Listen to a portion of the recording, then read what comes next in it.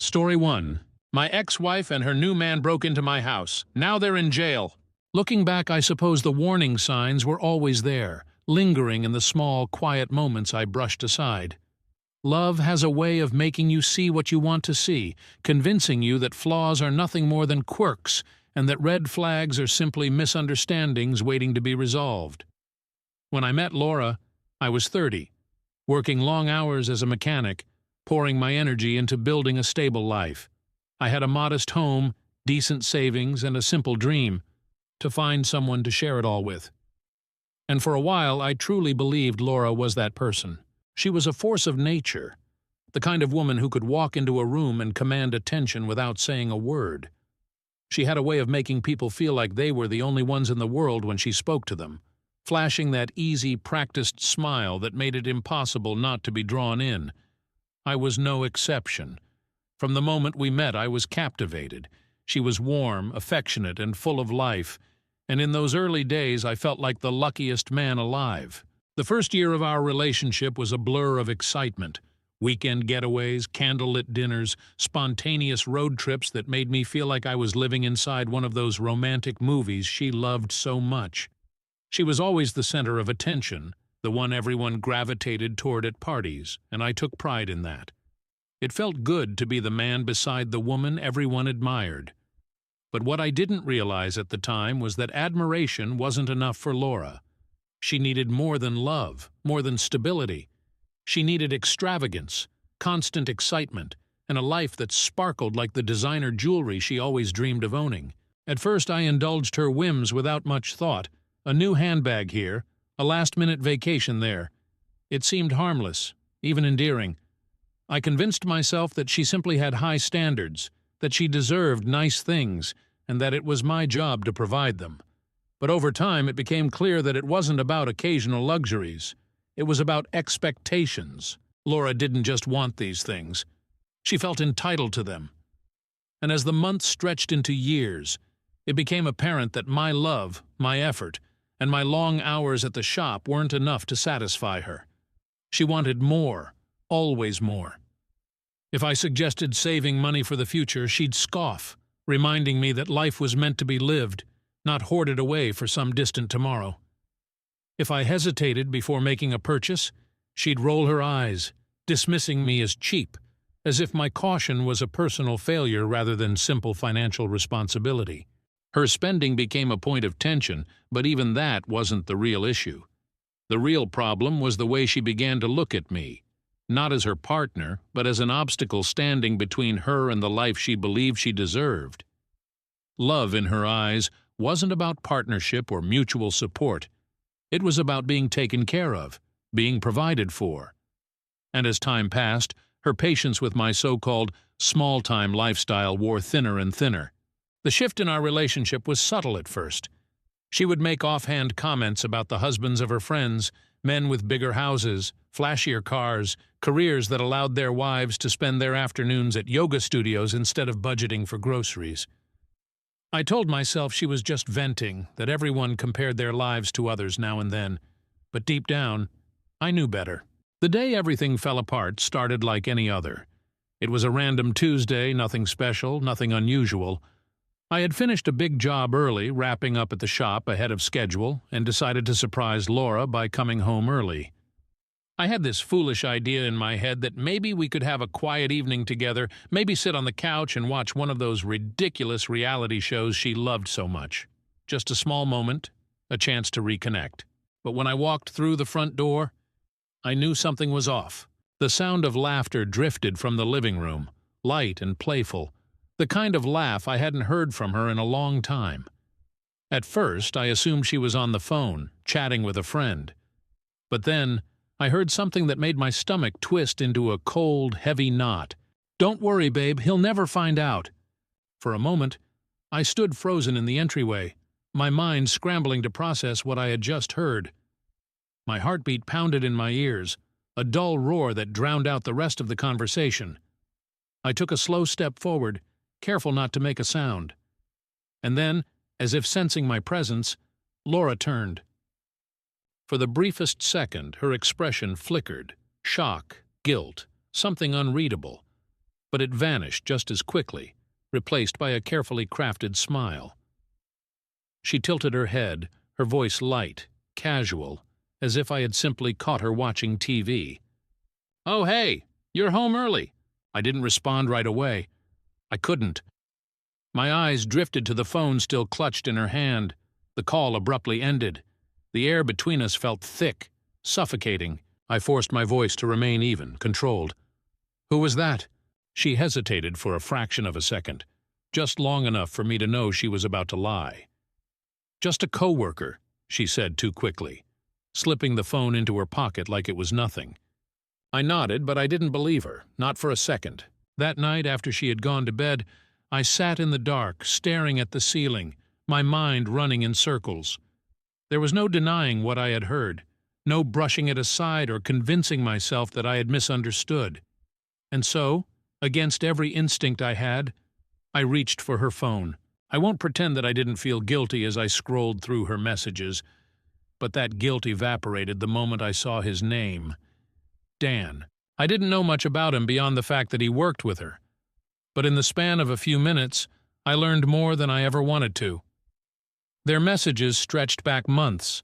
Flirty conversations, inside jokes, detailed plans for stolen moments together. And worst of all, there were messages about me. He's so clueless. Honestly, I don't know how he hasn't figured it out yet. "You deserve someone who can actually take care of you. Adam's too small time for you." I sat there for a long time, phone in hand, the weight of betrayal pressing down on me. And in that moment, something inside me hardened. The next morning, I didn't say a word.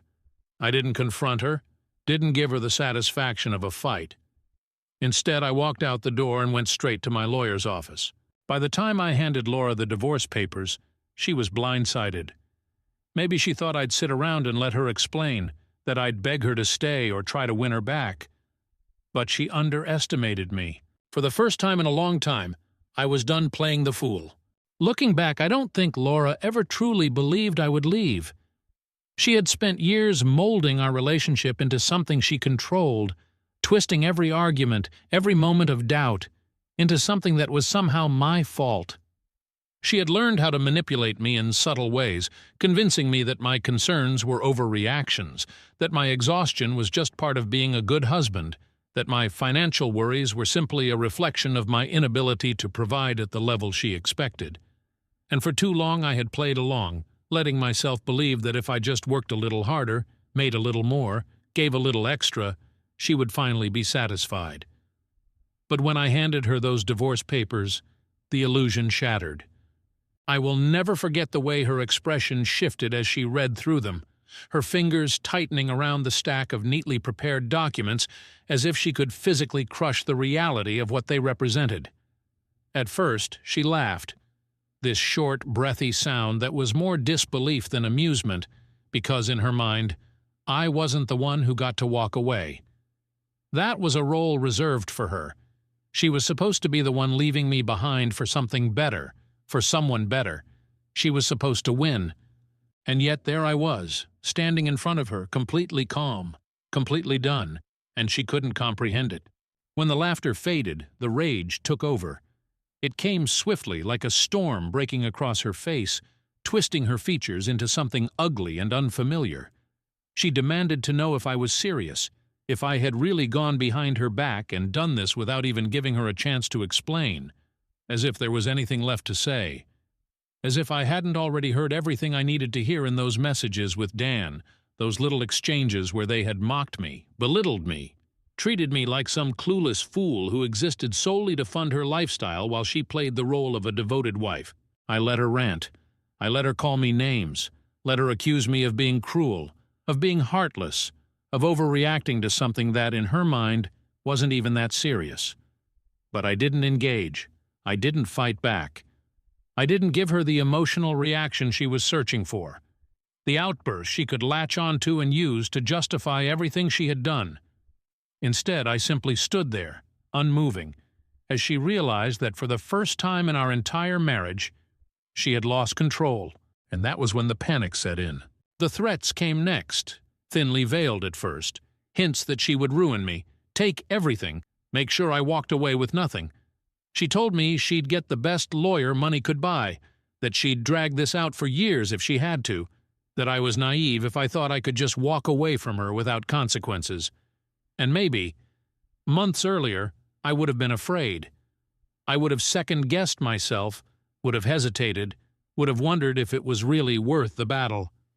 But standing there watching her scramble for control, I felt nothing but relief. Because the truth was, Laura had already drained me of everything long before that moment. The money, the house, the material things? None of it mattered anymore.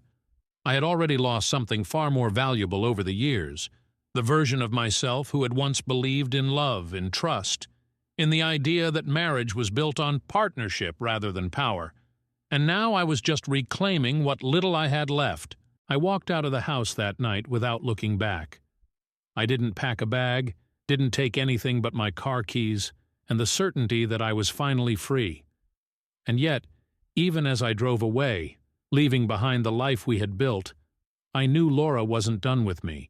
The divorce itself was a war. She fought me on everything, dragging out the process with every legal trick she could think of, determined to make me pay for daring to leave her. She demanded half of everything, tried to claim assets she had never even contributed to, pushed for alimony despite never lifting a finger to financially support our marriage.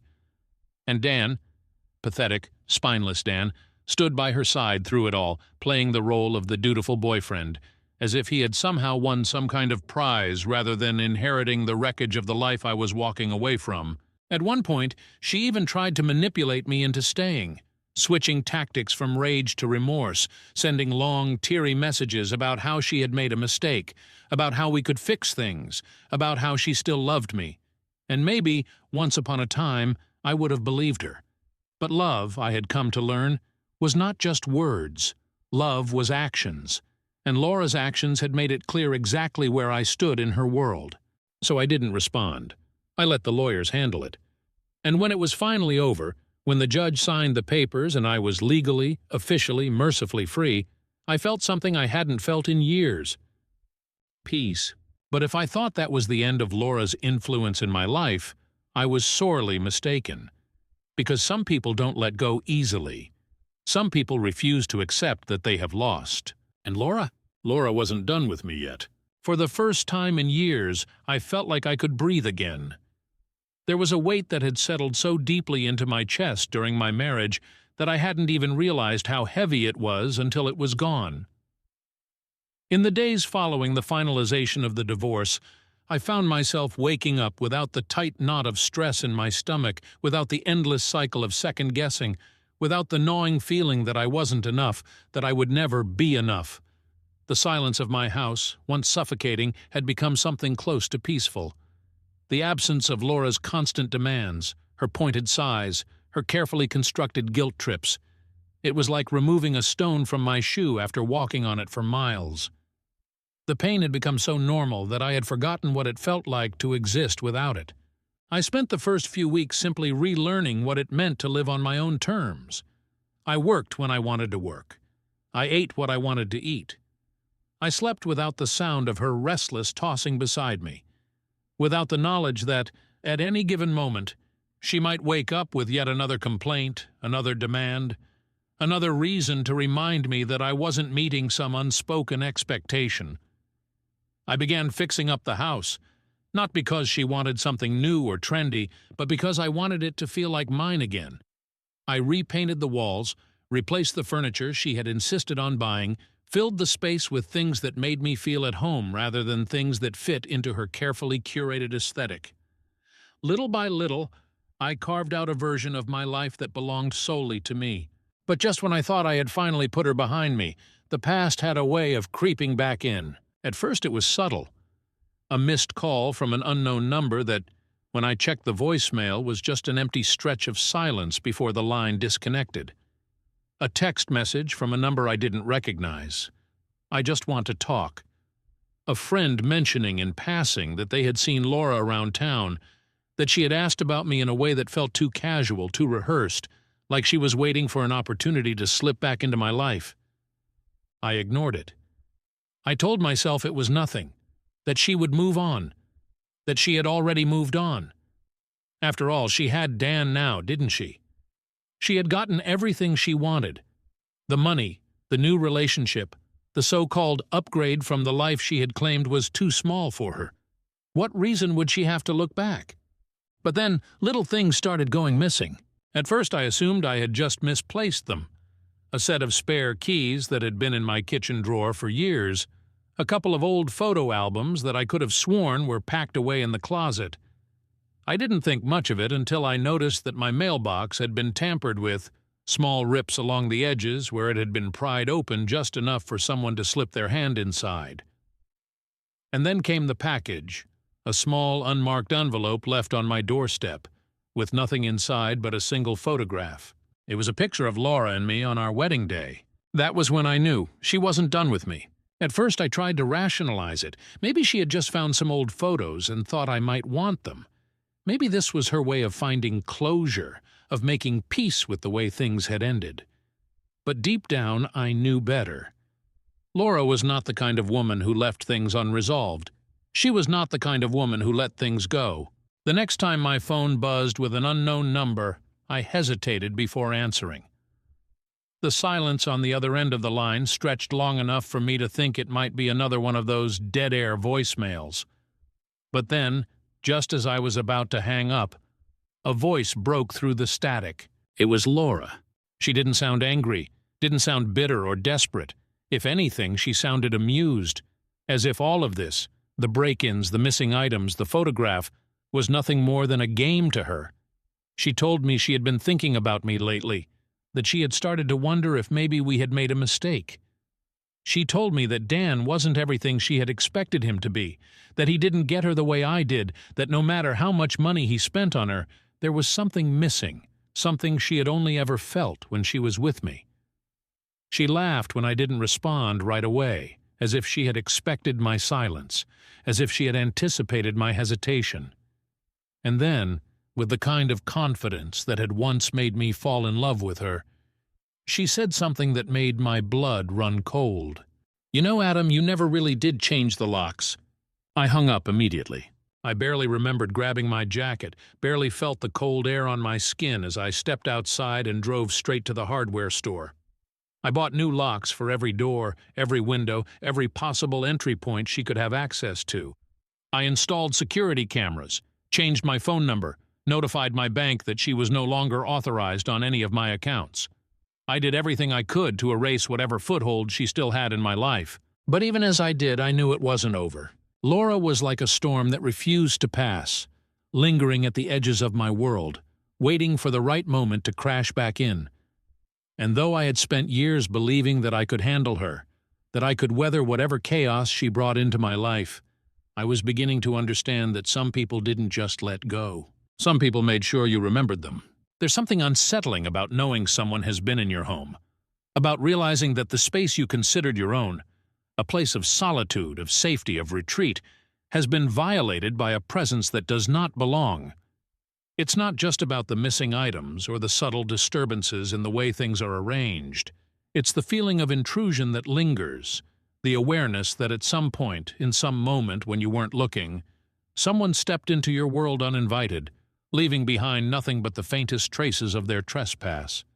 And even though I had done everything in my power to shut Laura out, changing the locks, installing security cameras, cutting off every last connection she could use to reach me, there was a part of me that knew deep down that she wasn't finished. That knowledge sat with me like an itch beneath the skin, something I couldn't quite shake no matter how many precautions I took. And so, when the sound of glass shattering jolted me awake in the dead of night, when the distant thud of footsteps echoed through the quiet of my house, I wasn't entirely surprised. I had been waiting for this. The adrenaline hit me fast, flooding my veins, sharpening my senses in an instant. My mind, sluggish from sleep just moments before, became painfully alert as I pushed myself out of bed, my pulse hammering against my ribs. The house, bathed in darkness, felt suddenly unfamiliar, the walls too close, the silence too heavy. I reached for my phone, my fingers unsteady as I pulled up the security feed, my breath catching as the screen flickered to life. There they were, Laura and Dan.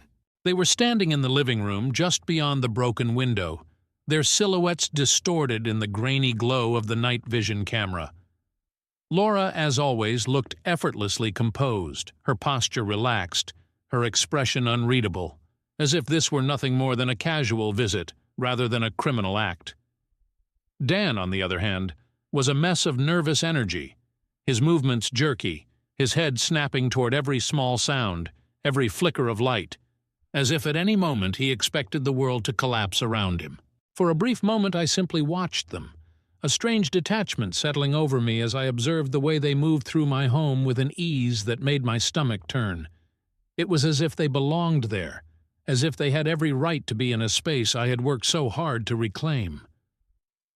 Laura's fingers trailed along the edge of the coffee table, her gaze flickering toward the photographs on the wall, the remnants of a life she had once shared with me, before she turned to Dan with a smirk that sent a chill down my spine. They were looking for something. I didn't hesitate.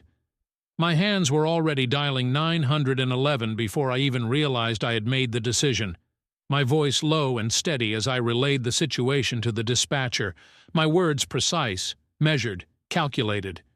There was no panic in my tone, no desperation, just the cold certainty that I was finally watching the inevitable unfold. Because this was inevitable. Laura had never been the type to walk away quietly.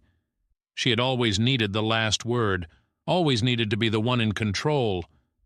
And now, as I watched her instruct Dan to try the door to my office, as I saw the way her expression remained eerily calm, even as the distant sound of sirens began to pierce the quiet night, I knew she had convinced herself that she could still win.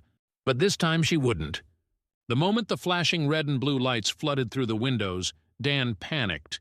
He turned to run, his instincts kicking in, but Laura didn't move. She stood there, perfectly still, her gaze locked onto the front door as the officers stormed inside, her face betraying nothing, not fear, not regret, not even anger. And as they shoved Dan against the wall, as they secured Laura's hands behind her back, as she finally turned to look at me, standing in the doorway of my bedroom, watching the scene unfold with a numb sense of finality, I realized that for the first time since the moment I had met her, I held all the power. And she hated it, even as they led her away, even as Dan sobbed and pleaded and tried to explain himself, even as the officers rattled off charges of breaking and entering, trespassing, property damage. Laura didn't say a word. She didn't fight, didn't struggle, didn't even flinch. She simply lifted her chin, her gaze steady, unwavering, her lips curling into the faintest hint of a smile as if to say, "This isn't over." But for me it was, because as I stood there, watching the taillights of the patrol car disappear into the darkness, the weight of her presence finally lifting from my home, from my life, from my very skin, I knew that whatever twisted version of love she had once claimed to feel for me had long since rotted into something unrecognizable. And I knew without a doubt that I was never going to let her drag me back into the wreckage she had created. This time I was truly free. First update. The silence after they were gone was almost deafening, like the weight of the past few years had finally lifted, leaving behind a hollow space where all the tension and uncertainty had once lived. For the first time in what felt like forever, I stood in the middle of my home, my actual home, not just a place I existed in under the shadow of someone else's control, and I breathed. It was a slow, deliberate inhale, as if my body had forgotten what it was like to exist without waiting for the next fight, the next demand, the next betrayal. But even as I tried to settle into that moment, to let the relief of Laura's arrest fully sink in, a quiet voice at the back of my mind whispered that it wasn't over, because with someone like her, it never really was. The officers had taken their statements, walked me through the process of pressing charges, assured me that this was a serious offense, and that Laura and Dan would be facing real consequences for their little stunt. But I knew how Laura operated. I knew that she had spent her entire life dodging accountability, weaving her way through situations that should have ruined her but never quite did. And I knew that no matter how much I wanted to believe that this was the last time I would ever have to deal with her, she wasn't the kind of person who accepted defeat. Still, I wasn't going to let that stop me from finally moving forward. The very next morning I replaced the shattered window, reinforcing it with a security system that made my house feel more like a fortress than a home. I changed every lock again, installed cameras in every corner, made sure that if she ever tried to pull something like this again, she wouldn't get past the driveway before the police were on their way. It wasn't just about protecting my property. It was about reclaiming my peace of mind, about making sure that no matter how hard she tried, she would never again have access to my space, my life, my sanity. And for a while it worked. The days turned into weeks, and I allowed myself to believe that maybe, just maybe, this really was the end of it. Laura was out of my hands now, tangled up in the legal system, and for the first time in years, I had no obligation to clean up after her mess.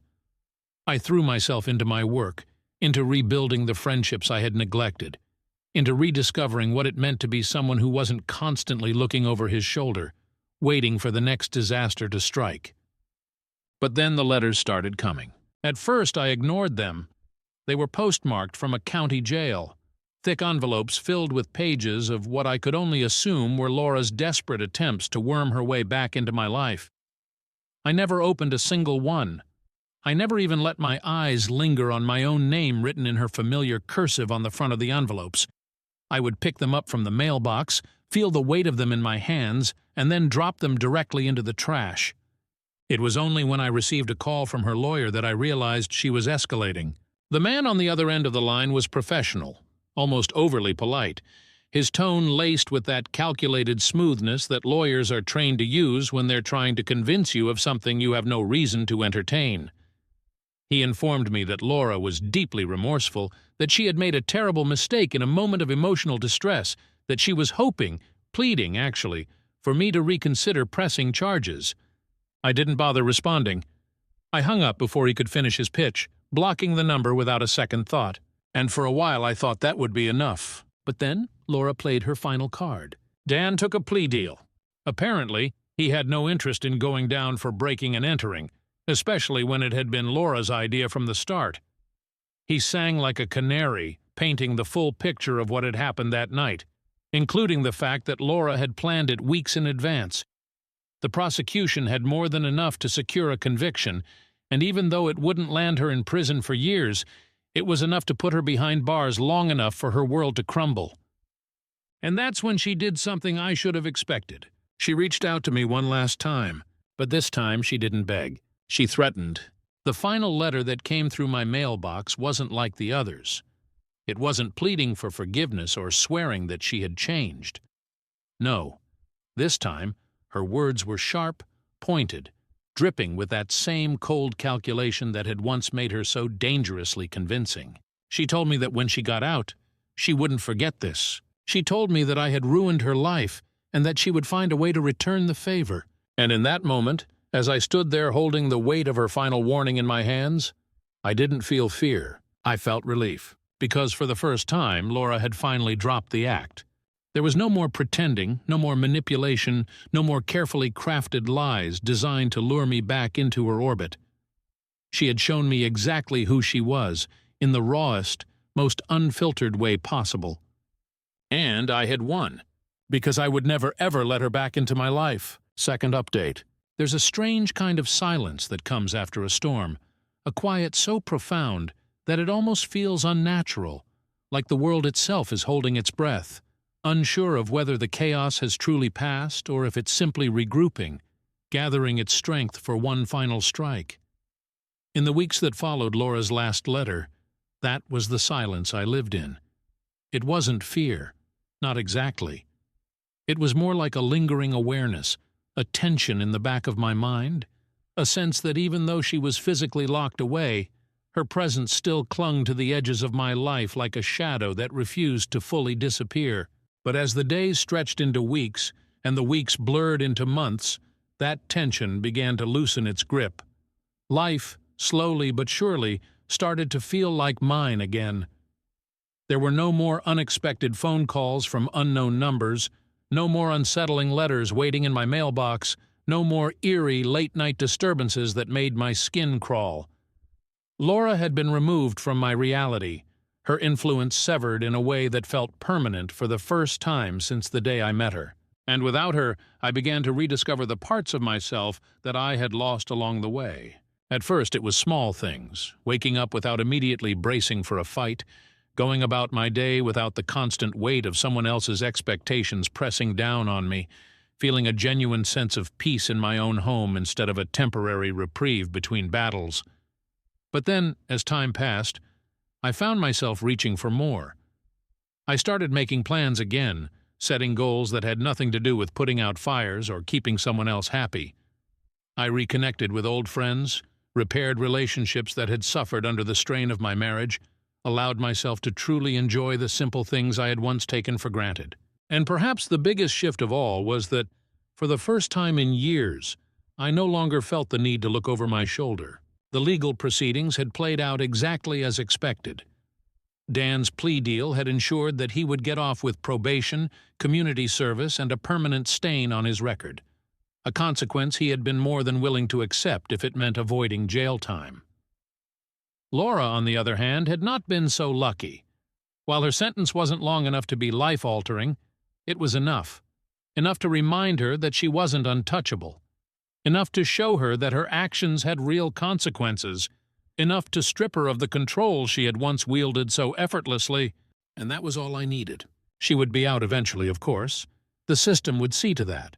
But by then, I would be so far removed from her world that it wouldn't matter, because I had moved on, not just from Laura, from the person I had been when I was with her, from the version of myself who had spent years settling, enduring, convincing himself that love meant sacrifice even when the scales were so unbalanced that he had nothing left to give.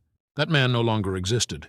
Instead, I had become someone new, someone who had learned the hard way that walking away isn't weakness, it's survival, that choosing yourself isn't selfish, it's necessary. That true freedom doesn't come from avoiding conflict, but from finally facing it head-on and refusing to let it define you. And as I stood in the doorway of my home one evening, watching the sun sink behind the horizon, feeling the quiet hum of a life that finally felt like my own, I knew that I had done just that. Laura was a chapter I had closed, a storm I had weathered, a ghost that no longer haunted the spaces I lived in. And no matter what the future held, no matter where life took me from here, I would never let anyone take that away from me again. Story 2. My family treats me like a doormat. Now they're planning a cruise without me and expect me to babysit. There was a time when I believed I was an integral part of my family, someone they truly valued, someone whose presence mattered. I was wrong. The realization crept in slowly over the years, settling in like a fog I refused to acknowledge. But on that evening, the weight of it hit me all at once, leaving a dull ache in my chest that refused to fade. It was supposed to be an ordinary family dinner, the kind we had every week. No matter how demanding my job got, no matter how exhausted I felt after long hours staring at lines of code and debugging endless software issues, I always made time for these dinners.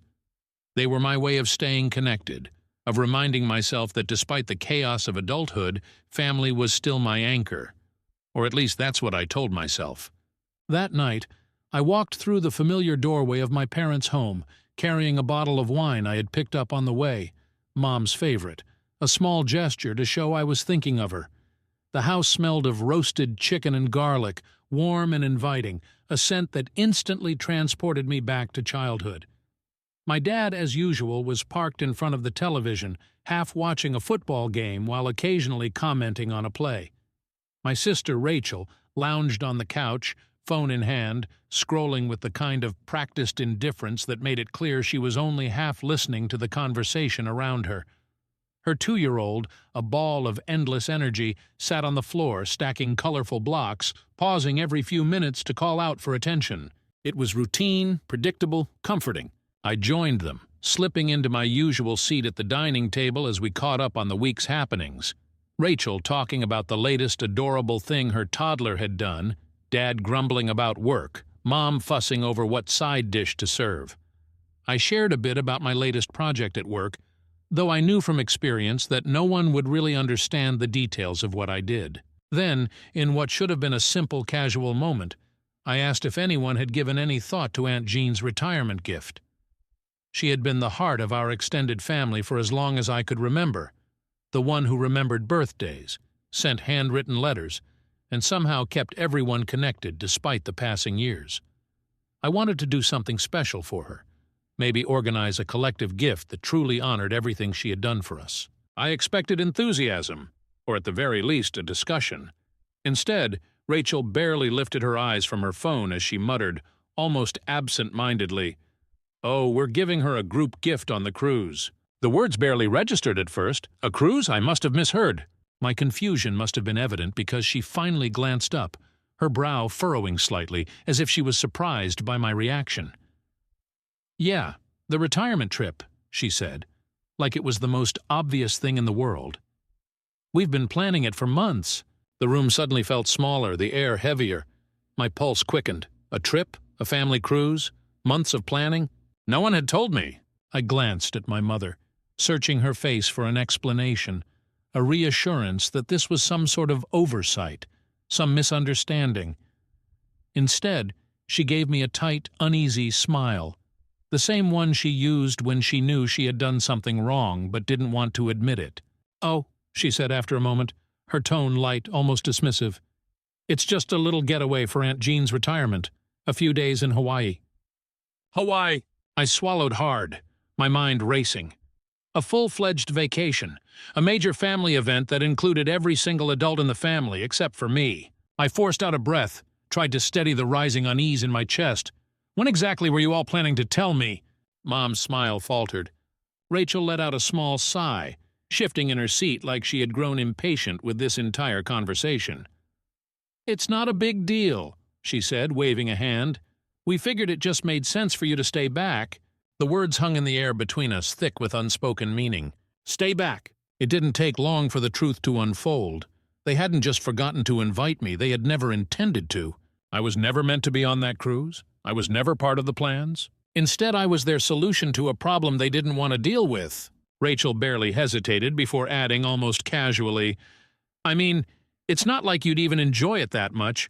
Cruises aren't really your thing and you don't drink. Plus, someone needs to watch the kids while we're gone."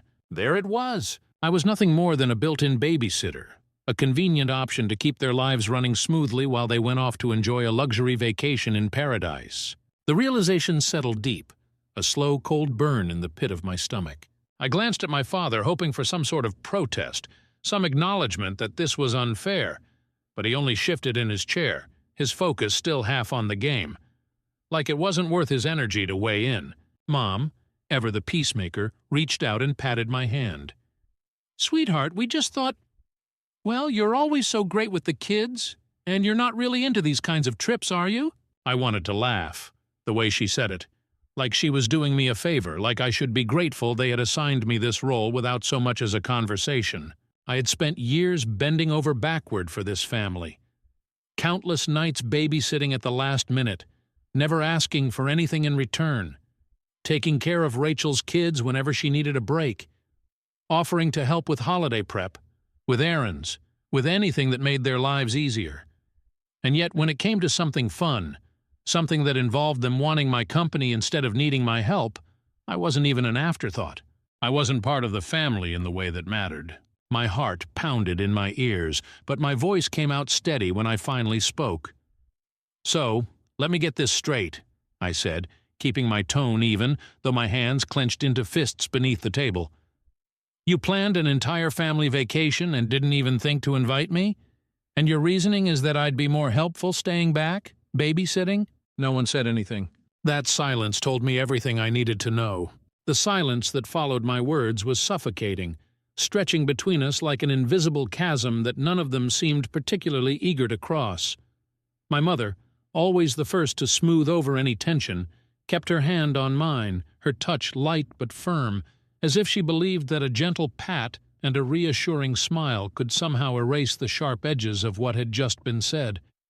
My father, still half absorbed in the muted hum of the television, avoided looking in my direction altogether, as if acknowledging my disappointment would somehow force him to share in it.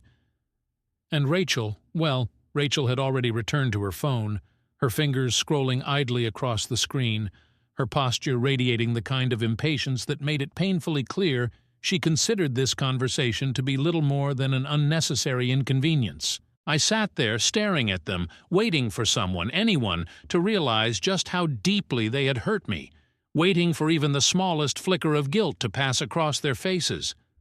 But none came. Instead, there was only that familiar expectation, that unspoken assumption that I would do what I had always done, what they had come to rely on without ever really stopping to think about why. It had always been this way, hadn't it? It had started small, little things here and there, favors that I had agreed to because I loved them, because it felt natural to be the one who stepped up when someone needed help. Watching Rachel's kids for an hour while she ran errands had turned into watching them for entire weekends when she and her husband wanted a break. Staying late to help clean up after family gatherings had become an unspoken responsibility that no one else even considered anymore. I had made myself available, had said yes so many times that eventually they had stopped asking altogether. And now here we were. Now they had planned an entire vacation without me, without even thinking to extend an invitation, because in their minds I wasn't someone who belonged on that trip. I was someone who made it possible for them to go. I should have said something right then, should have made them sit in the discomfort of their own selfishness. But the words tangled in my throat, thick with the weight of years of unspoken resentment. Instead, I forced myself to swallow the lump that had formed there, blinking against the stinging pressure behind my eyes as I slowly pulled my hand back from my mother's.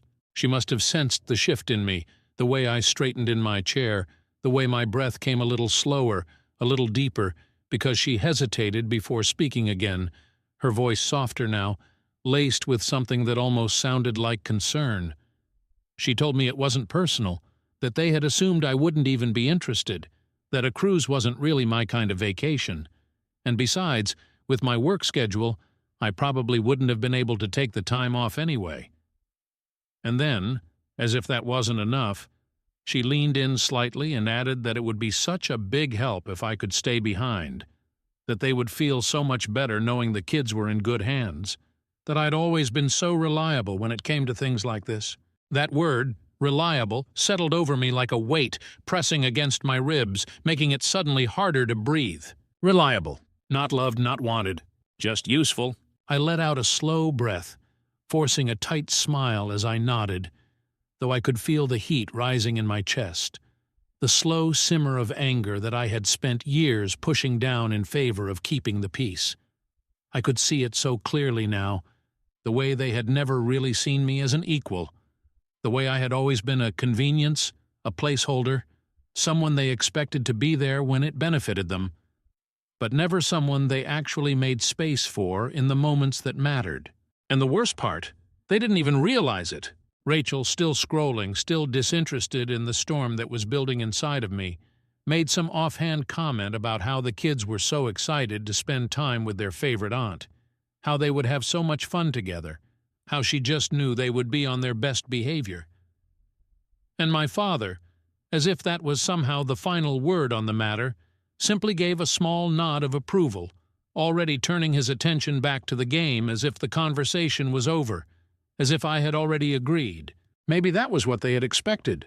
Maybe they thought I would sigh and shake my head and do what I always did, let my own disappointment shrink into the background, make some joke about how they owed me for this one, pretend that it didn't sting the way it did.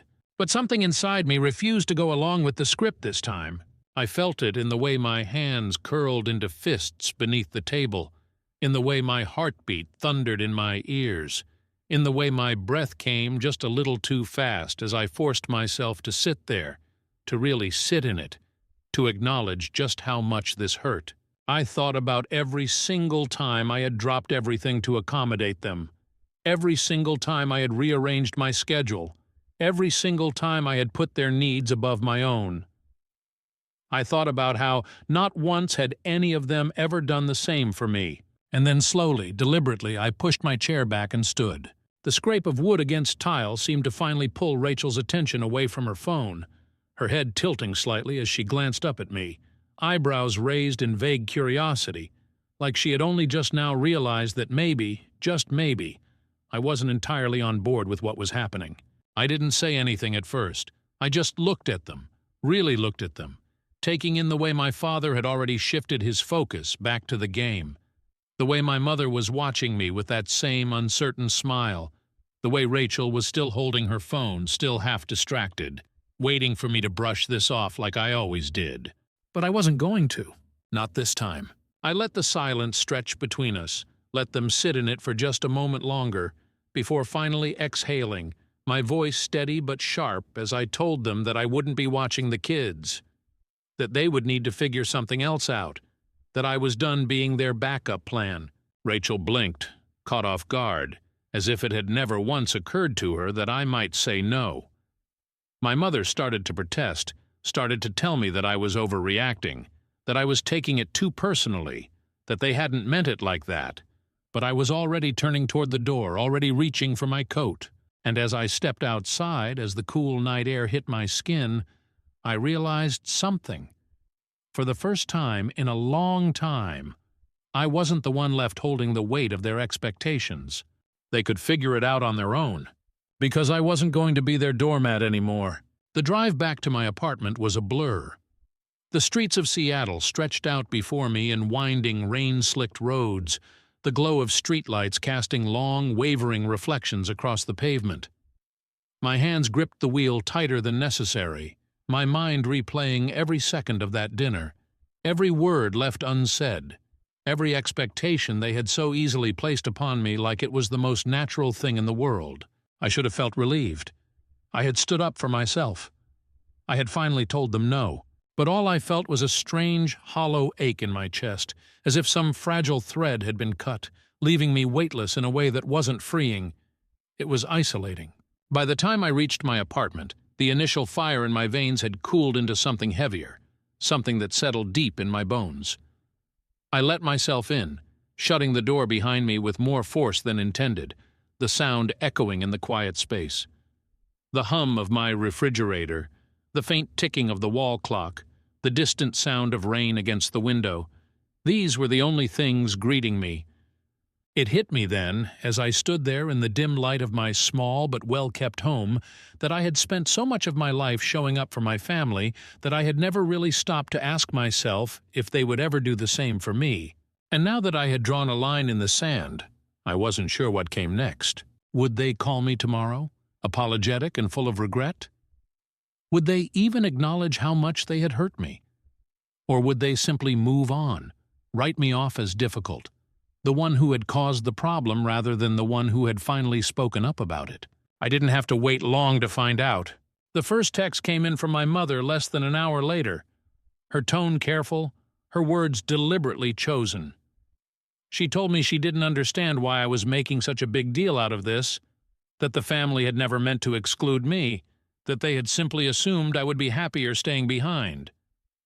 She ended the message with a line that made my stomach twist. "We just thought it was what you'd prefer. We didn't think you'd mind."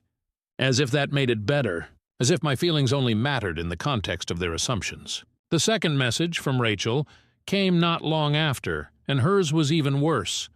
She didn't bother with sugarcoating, didn't try to soften the edges of what she wanted to say.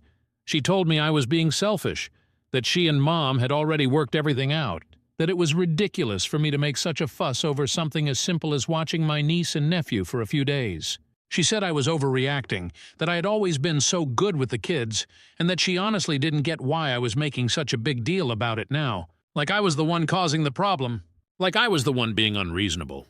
I read the messages once, twice, then set my phone down on the counter, pressing my palms against the cool surface as I forced myself to breathe.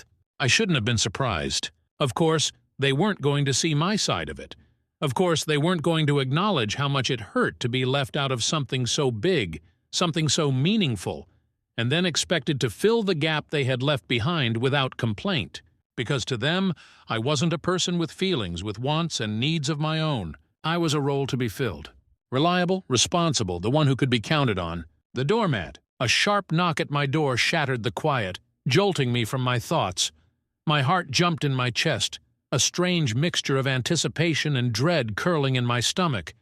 I already knew who it was before I even crossed the room, before I pulled the door open and found my mother standing there, her expression carefully composed, but not quite managing to hide the worry in her eyes. She had come in person. That meant she was serious. I stepped aside, letting her in without a word, watching as she smoothed her hands down the front of her coat, a nervous habit she had had for as long as I could remember. For a long moment neither of us spoke. Then finally she sighed. She told me she had come to talk, to clear the air, to help me see reason. She told me that Rachel hadn't meant to hurt me, that none of them had, that this had all been a simple misunderstanding, and that I was blowing it out of proportion. She told me that family takes care of each other, that I had always been so good at that it was a gift to be someone people could depend on. She told me I was being unfair, and that was when something in me snapped. For years I had swallowed my feelings, had let myself be the helper, the one who put others first, the one who never asked for much in return. And now, standing in my own apartment, being told that my pain was somehow unfair to them, I couldn't do it anymore. I told her that it wasn't about babysitting. It wasn't about whether or not I loved my niece and nephew. It was about the fact that my family had made a decision, a big one, a meaningful one, and I hadn't even been considered. I told her that it wasn't a misunderstanding. It was a pattern, one where I was always expected to be there for them.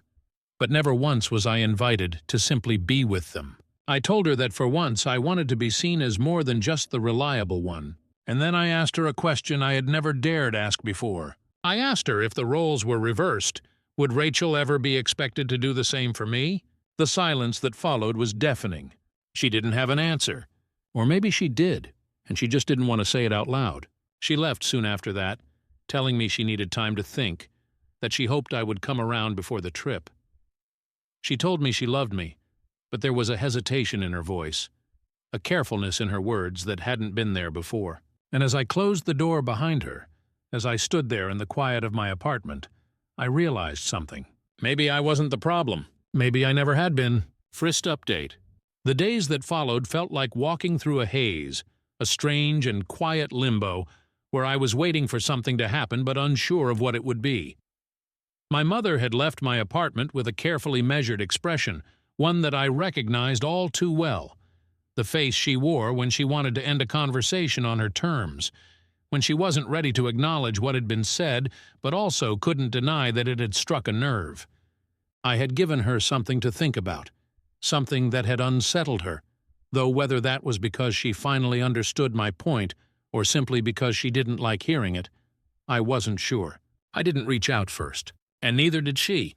For the first time in years, I let the silence sit between us without rushing to fix it, without trying to smooth over the rough edges.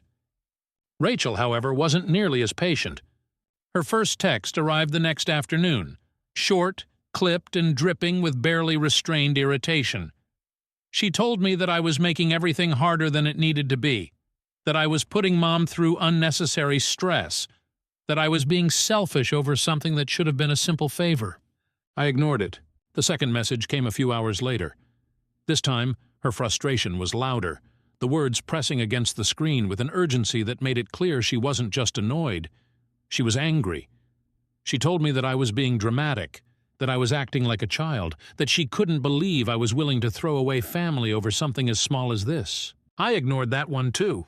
By the third message, her patience had clearly run out. She told me that if I wasn't willing to step up for the family, then maybe I wasn't really part of it to begin with. And that one I read over and over again. Maybe I wasn't really part of the family. I shouldn't have been surprised.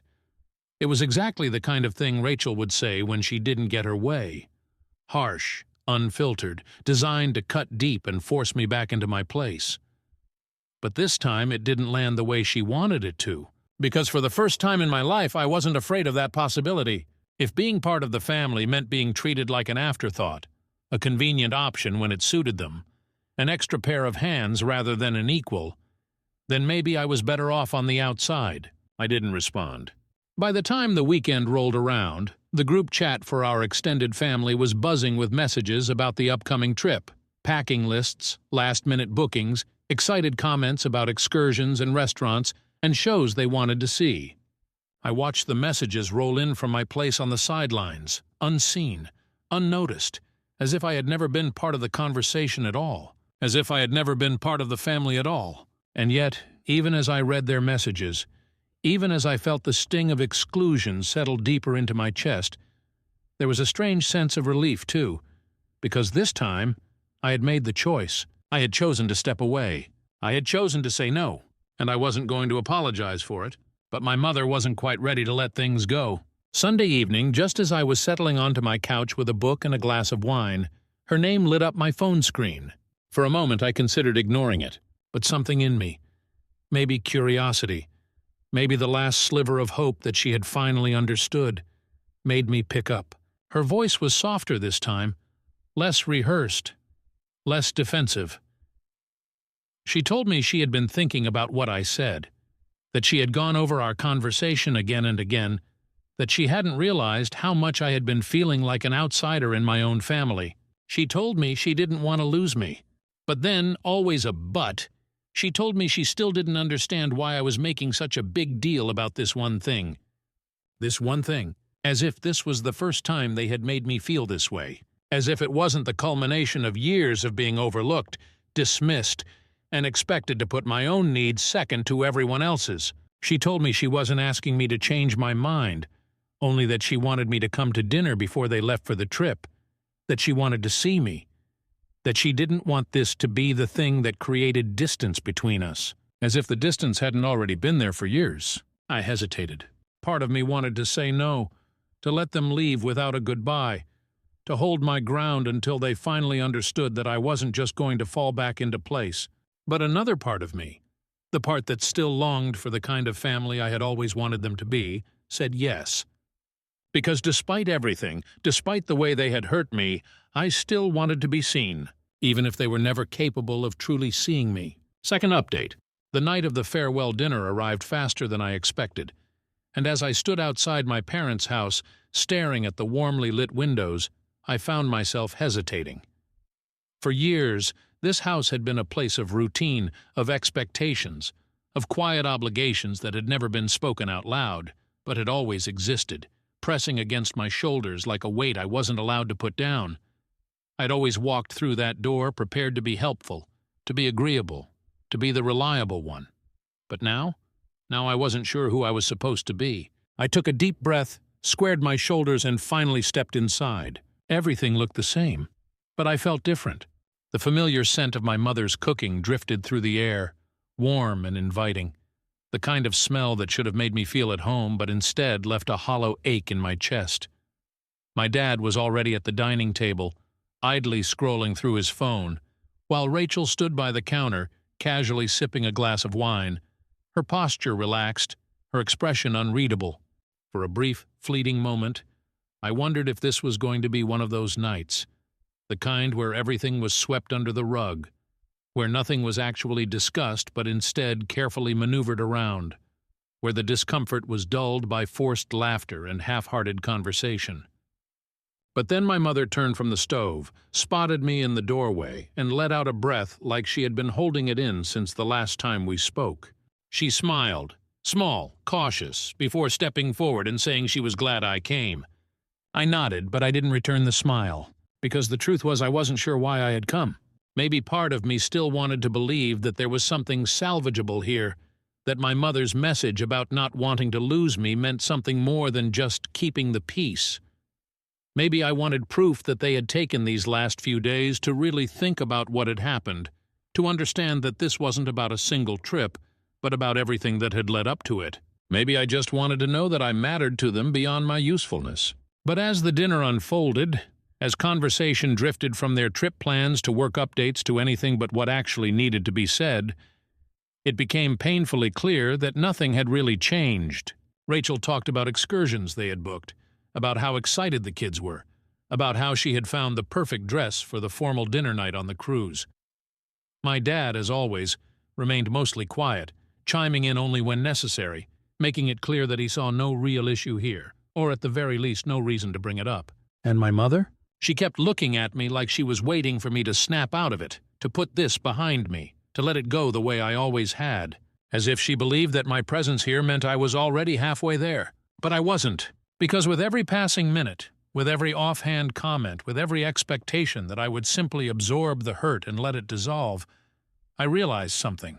I wasn't angry anymore. I was done. And that was so much worse. The weight of years of disappointments, of exclusions, of being placed in a role rather than recognized as a person, settled over me like a final, undeniable truth. So when Rachel turned to me with an easy, careless tone and said, "Well, I guess everything worked out in the end. You didn't really want to come anyway, right?"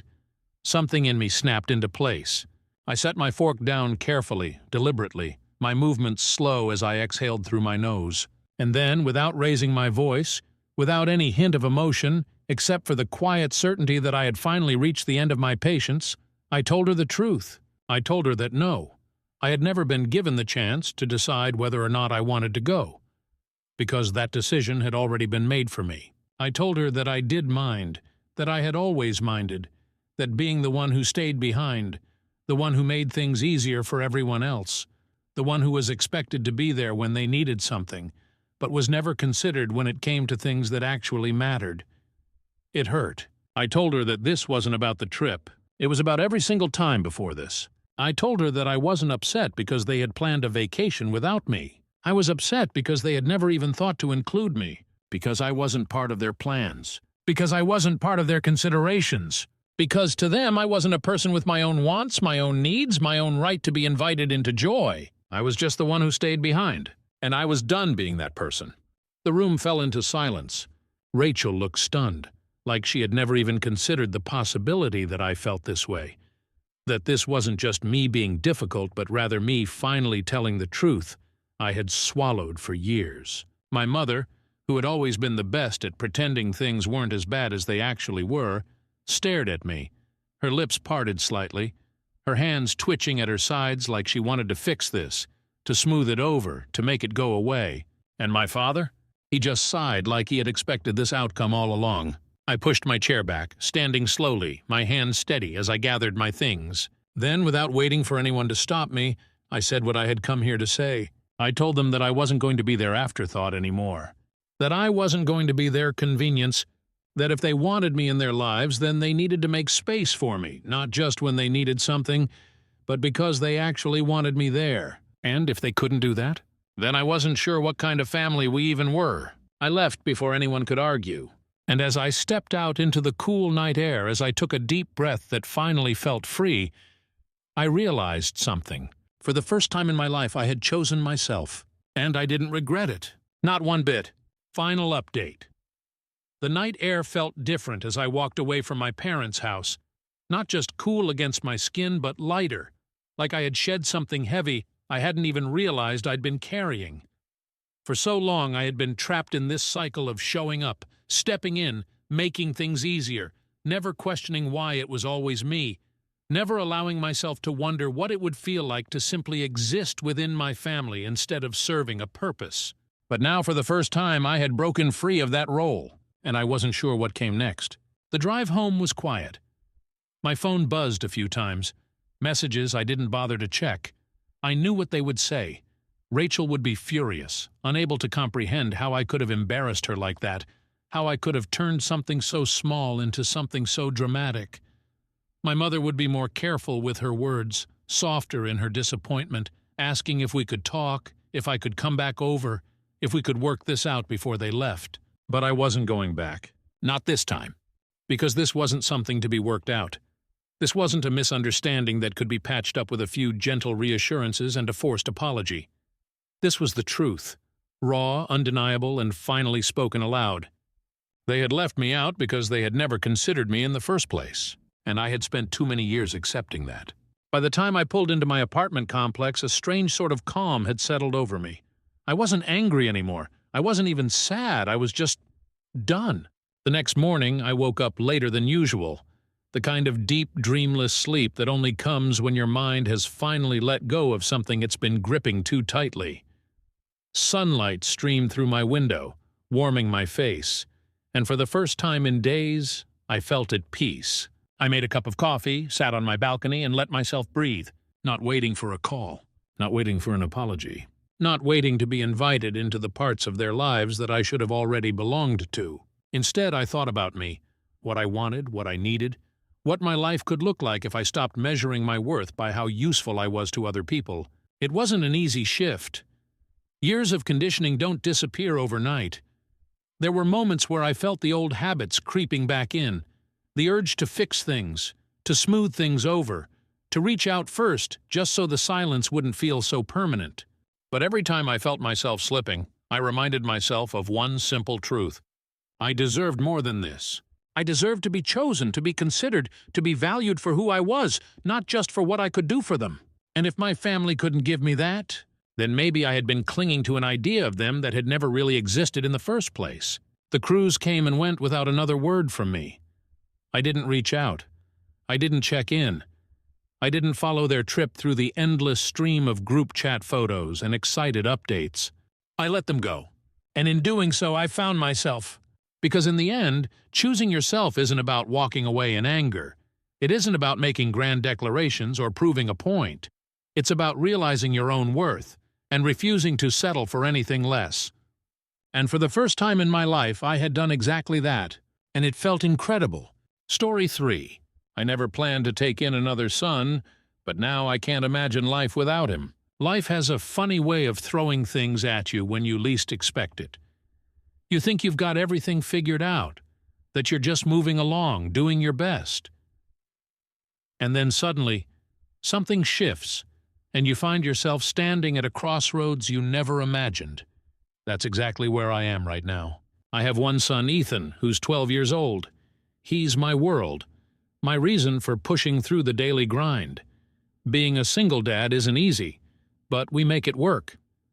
Over the years, Ethan's built a strong friendship with Lucas, a 14-year-old boy who, if I'm being honest, has had it rough. You can just tell. Some kids carry their burdens quietly, and Lucas is one of them. I've never pried too much into his home life, but I've picked up on enough. His mom's deep into drugs, and from what I understand, he's been flagged as an at-risk kid for years. Why it's taken this long for something to be done about it, I'll never know. Last Friday, I got a call from Ethan's school. It was one of those vague, official-sounding requests, the kind that instantly makes your stomach drop. They couldn't tell me much over the phone, only that they needed my consent to share my information with a social worker regarding Lucas. I agreed, and before I knew it, I was on the phone with the social worker, who laid it all out for me. Lucas was being removed from his home immediately. No more waiting, no more warnings. Then came the kicker. The school had recommended me as a possible foster parent for Lucas. I just sat there, gripping the phone, trying to make sense of what I was hearing. They wanted me to take in Lucas, long-term.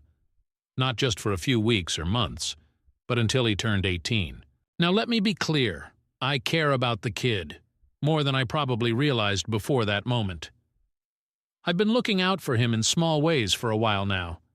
Every morning I pick him up and take him to school along with Ethan. Some days he spends the night at our place, especially on weekends. And whenever he's with us, I make sure he eats because I know his school lunch is often his only real meal of the day. I even wash his clothes when I can. But there's a big difference between helping out where I can and fully taking on another child. I'm just one guy, a single dad already stretching things thin. I make a decent living, but I'm not rolling in money. Our home is small, just a 2-bedroom. Ethan and Lucas would have to share, which they don't mind now when Lucas stays over occasionally, but permanently? That's a whole other thing. Then there's the emotional weight of it. I know what it means to be responsible for another human being, and I won't pretend I'm not scared of screwing it up. The social worker was patient with me, understanding even. She told me they were struggling to place Lucas and that if I didn't take him, he'd likely be sent to a different county. New school, new environment, completely uprooted from everything familiar. I don't want that. I told them I needed time to think. With the holidays coming up, I'd already planned for Lucas to stay with us for Christmas break, so I asked if I could give them a definite answer after the new year. They agreed. Lucas doesn't know yet, and so here I am, sitting with this weight on my chest, staring at the ceiling every night, wondering what the right choice is. My heart already knows. It's screaming at me. Of course you take him in. Of course you give him a home, stability, a chance at something better. But my brain keeps throwing out all the reasons why it's too much, too hard, too complicated. Ethan hasn't said much about it, but I see the way he looks at me. He's watching, waiting, And maybe that's part of what makes this decision even heavier. Because this isn't just about me. It's about him too. It's about the kind of man I want to be and the kind of man I want him to grow into. And I'm running out of time to decide. The days since that phone call have passed in a strange blur, each one stretching long and heavy with the weight of the decision I have yet to make. It lingers at the edges of everything, slipping into my thoughts at the most unexpected moments, while I'm making breakfast for Ethan, while I'm driving to work, while I'm lying awake in the quiet darkness of my bedroom, listening to the soft rhythm of my son's breathing from the next room over. I keep trying to rationalize it, to break it down into something simple, something logical. I tell myself it's just a matter of logistics, that it all comes down to space, money, and time. 3 things I have only just enough of for the life I'm already living. I remind myself that I'm not some saint, that I never set out to be anyone's savior, that I'm already doing the best I can for the son I have, and that maybe, just maybe, that should be enough. But none of it sits right, because I know what will happen if I say no. I know that somewhere, in some office filled with overworked caseworkers trying to juggle a dozen emergencies at once, there is a list of available foster homes, and I know that Lucas's name will be shuffled to the bottom of it. Just another file in a sea of files. Just another boy who needs more than the system can give him. I know that if I say no, Lucas will be told to pack a bag, to gather whatever little he can carry, and that soon he'll be climbing into the back seat of a car driven by a stranger, heading toward some new town, some new house, some new set of people who might mean well but will never be home. I know that he will sit in that car, staring out the window, silent in the way only a kid who's learned not to expect much can be, and that he won't ask where they're taking him because deep down he already knows it doesn't matter.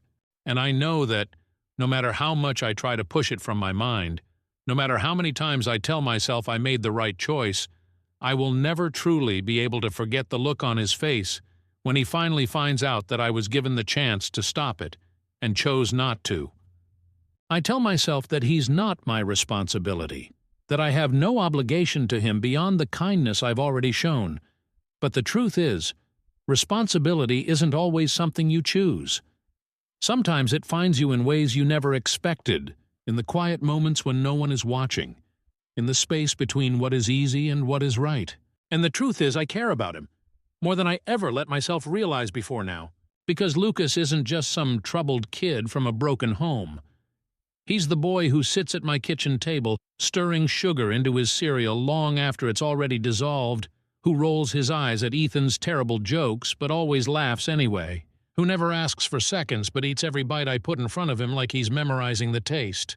He's the boy who never complains when he's cold, who never asks for anything extra, who folds his spare clothes into a neat pile at the end of the bed whenever he stays over, as if he's afraid to take up too much space, as if he's spent his whole life waiting for the moment someone tells him he's overstayed his welcome. And maybe that's what breaks me the most, the way he's already learned to expect so little.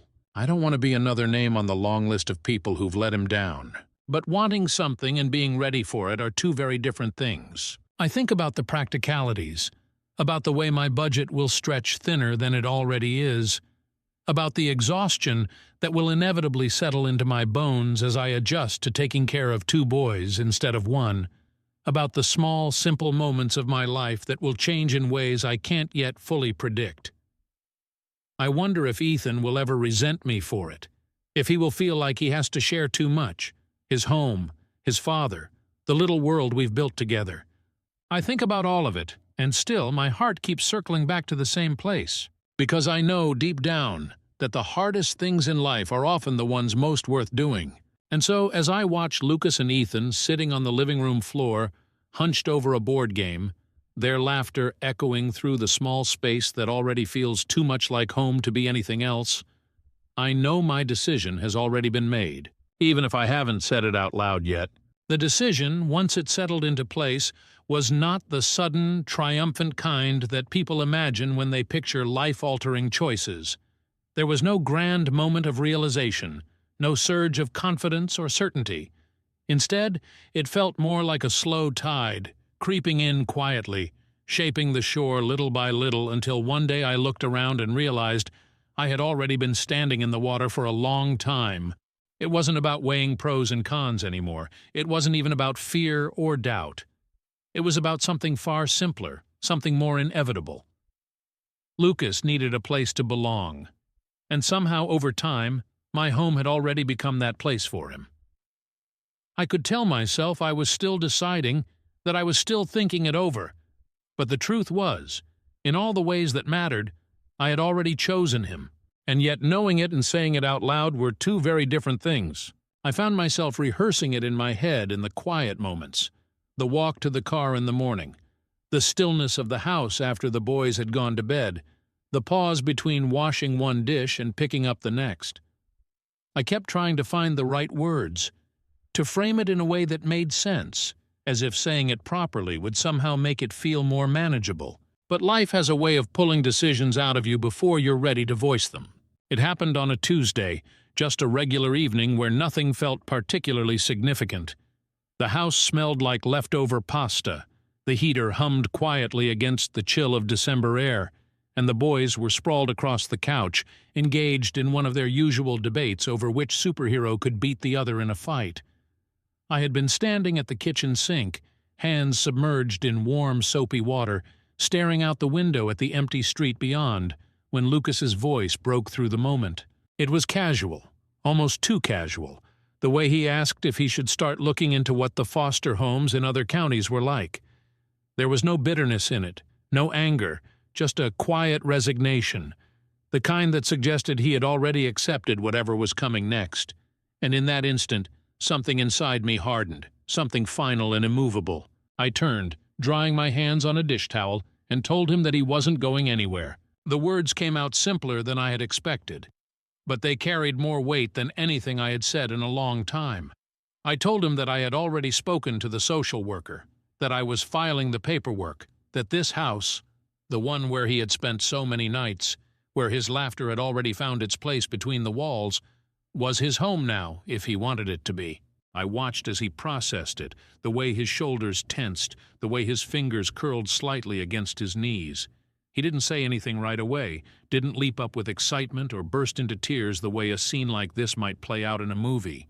Instead, he just sat there staring at the floor, blinking a little too quickly, as if he wasn't sure whether to believe it. And then, in the quietest voice I had ever heard from him, he asked if I was sure. That question hit me harder than I expected, because I could see what he really meant, buried beneath the simple words. He wasn't just asking if I had made my decision. He was asking if I would change my mind later, if one day I would look at him and realize that the weight of this choice was more than I could bear. I crossed the room, sat down across from him, and told him the truth. I told him that I had never been more sure of anything in my life, and as the silence stretched between us, as his eyes flickered with something raw and uncertain, as Ethan, still half absorbed in their earlier conversation, playfully shoved him in the shoulder as if nothing had changed, I saw the moment it finally settled in. Lucas wasn't just staying here. He belonged here, and somehow, despite all my worries, all my fears of whether I was enough, whether I could give him what he needed, I realized something I hadn't fully grasped before. Maybe this wasn't just about what I could give him. Maybe this was about what we could give each other. Update. The months that followed were filled with more adjustments than I had anticipated, not just in the logistics of our daily lives, but in the quiet, unspoken ways that a home reshapes itself when another person truly becomes part of it. I had spent so much time worrying about whether I could handle it, whether I had the resources, the patience, the strength, but the reality of it wasn't as dramatic as my fears had made it seem. It wasn't about grand sacrifices or sudden, overwhelming burdens. It was about the small things, the everyday moments that, over time, wove themselves into something deeper, something unshakable. At first, Lucas treaded carefully, as if waiting for the other shoe to drop, as if he was bracing himself for the moment I might wake up and decide I had made a mistake. He continued his habit of keeping his things neat and contained, never leaving his clothes scattered, never asking for anything he didn't absolutely need. He still hesitated before grabbing food from the fridge, still checked in too often to make sure he wasn't imposing. It was subtle, but I could see it, the way he still carried the weight of years spent believing he was someone else's burden to bear. I didn't push him. Instead, I let time do the work. Slowly, he began to settle, to stretch out into the space I had given him as if testing the limits of whether it would really hold. At first it was small things, a forgotten sock on the floor, a second helping of dinner without asking, an offhanded complaint about homework that suggested he no longer felt like he had to be grateful for everything just to keep his place here. Then, one night, I caught him arguing with Ethan over the remote, laughing as they swatted at each other like any pair of brothers would. It was such a simple thing, so ordinary, but it struck me all the same. He wasn't just staying here anymore. He was home, but not everything was easy. There were nights when he still woke up restless, footsteps barely audible as he paced the hallway before finally settling back into bed.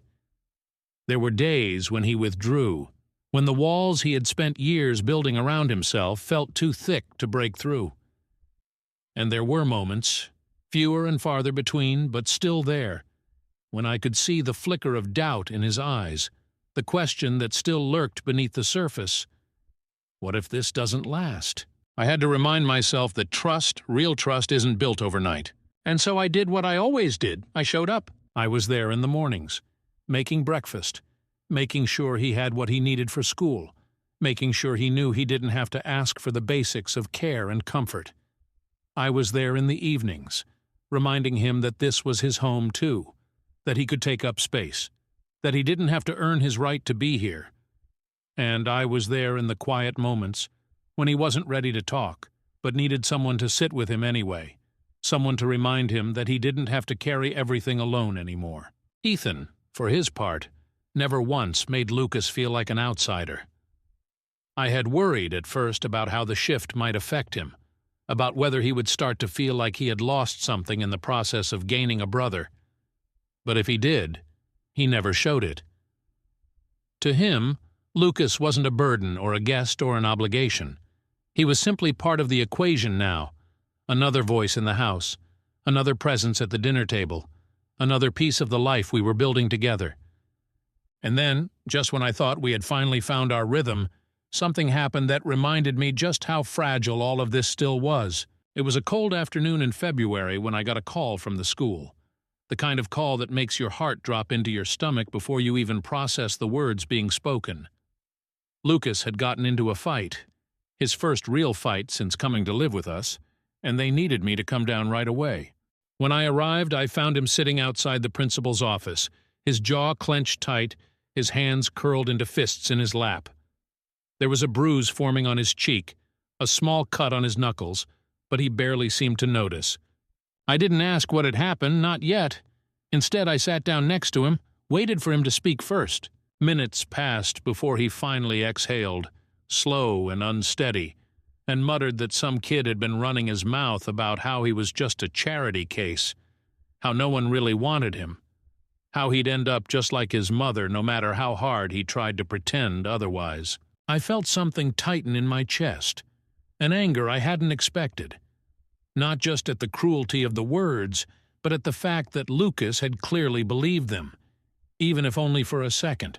Later, after the meeting with the principal, after the suspension had been handed down, after the drive home filled with tense silence, I sat him down and told him the only thing that mattered. I told him that nothing anyone else said about him would ever change what was real, that he wasn't here because I had been forced into it, that he wasn't here because I felt sorry for him. I told him that he was part of this family, that he belonged here, that no one, not some kid at school, not his past, not even his own fears, could take that away from him. I told him that he wasn't alone, not anymore, not ever again. He didn't say anything, not at first. But later that night, as I passed his room on my way to bed, I heard it, his voice, quiet but steady, telling Ethan that he was glad he hadn't been sent somewhere else. Telling him that, for the first time in a long time, he felt like he had something worth fighting for. And as I stood there listening, I realized something I hadn't been able to put into words before. This wasn't just about saving Lucas.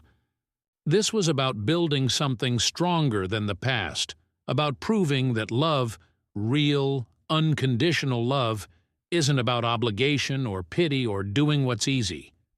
It's about showing up over and over again until the people who need it most finally believe it's real.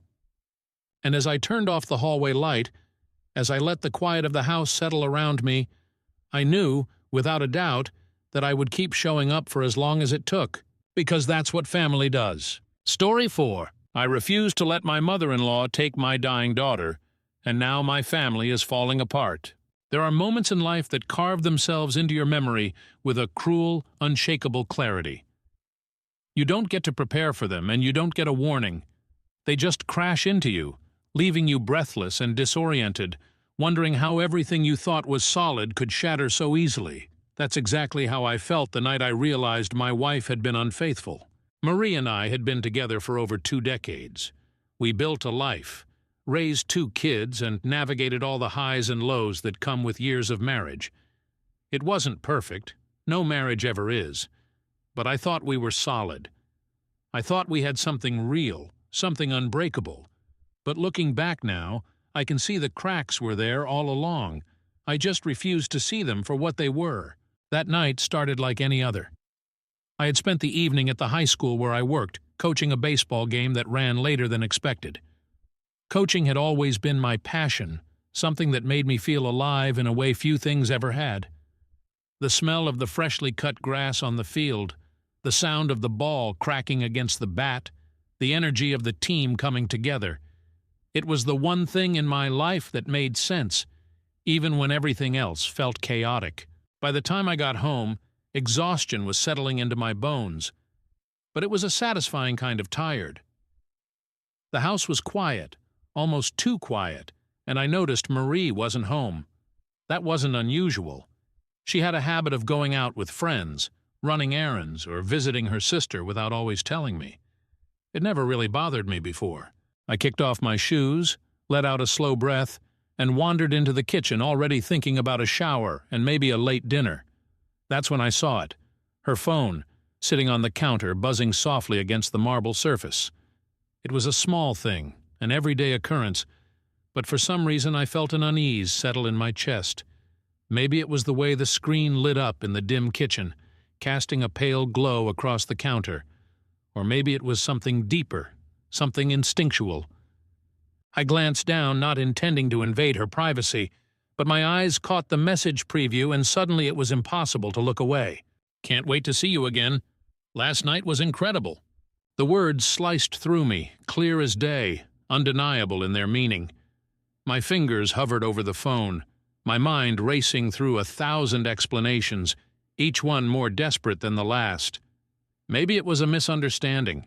Maybe it wasn't what it looked like. But deep down I already knew the truth. My hands felt numb as I picked up the phone, my breath shallow and uneven.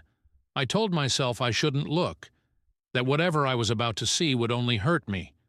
But the need to know, to really know, was stronger than reason. So I swiped up, entered the passcode I had seen her type 100 times before, and let the screen unlock a reality I wasn't ready for. The messages were there, plain as day. Dozens of them, stretching back for months. Secret plans, whispered confessions, pictures that made my stomach turn. The man she was texting wasn't some stranger. He was an old college acquaintance, someone she had reconnected with while I had been too busy working, too preoccupied with keeping our life together.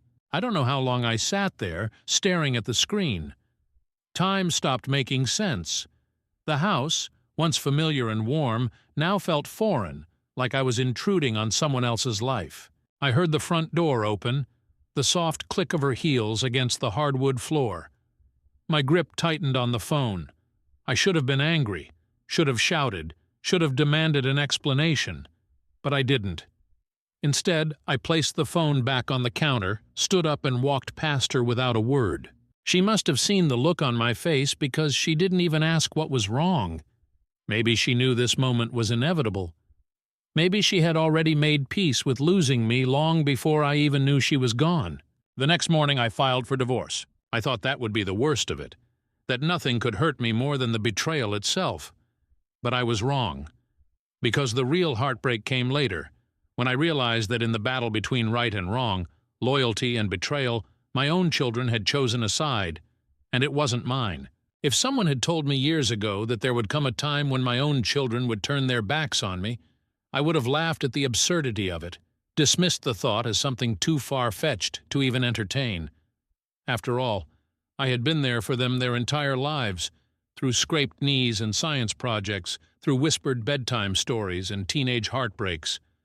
I had poured everything I had into being the kind of father they could always count on, the kind of father who would move mountains if it meant keeping them safe and happy. And yet, when the fault lines of my marriage cracked wide open, when I stood there, raw and bleeding from the betrayal of a woman I had once trusted with my heart, my children made their choice, and it was not me they stood beside. At first, I thought it was shock. I told myself that they were just trying to process everything, that they needed time to understand what had happened. They were adults, or close to it, with lives of their own, and maybe they just didn't know how to handle the mess their mother had created. But as the weeks went by, as the silence between us stretched longer and longer, I began to realize that their absence was not unintentional, that it was not simply the byproduct of confusion or grief. It was deliberate. The first sign came when I reached out, trying to explain my side of things, hoping that at the very least they would hear me out, give me the chance to tell them what had really happened, to let them see the truth of it all through my own words, instead of the version their mother was no doubt feeding them. But my calls went unanswered more often than not. My messages met with short, clipped responses that barely acknowledged me. When I finally did get one of them on the phone, the voice on the other end sounded distant, unfamiliar, like I was speaking to a stranger rather than my own flesh and blood. They told me that they didn't want to take sides, that they loved both me and their mother. But it was in the way they said it, the hesitation in their voices, the way they carefully avoided saying anything that might indicate even the slightest bit of anger toward her, that told me everything I needed to know. They had already chosen. They just didn't have the courage to admit it outright, and the betrayal in many ways stung deeper than the one I had suffered at the hands of my wife. Because I could understand why Marie had done what she did. Selfishness, boredom, a hunger for something new, something exciting. It was wrong, it was cruel, but it was human. But my children? They were supposed to be my anchor, my reason to keep going when everything else had fallen apart. Instead, they had become another wound, another loss, another reminder that the life I had built was slipping through my fingers like sand, no matter how hard I tried to hold on. I tried not to resent them for it, told myself that one day they would come around, that time would grant them the clarity they lacked in the moment.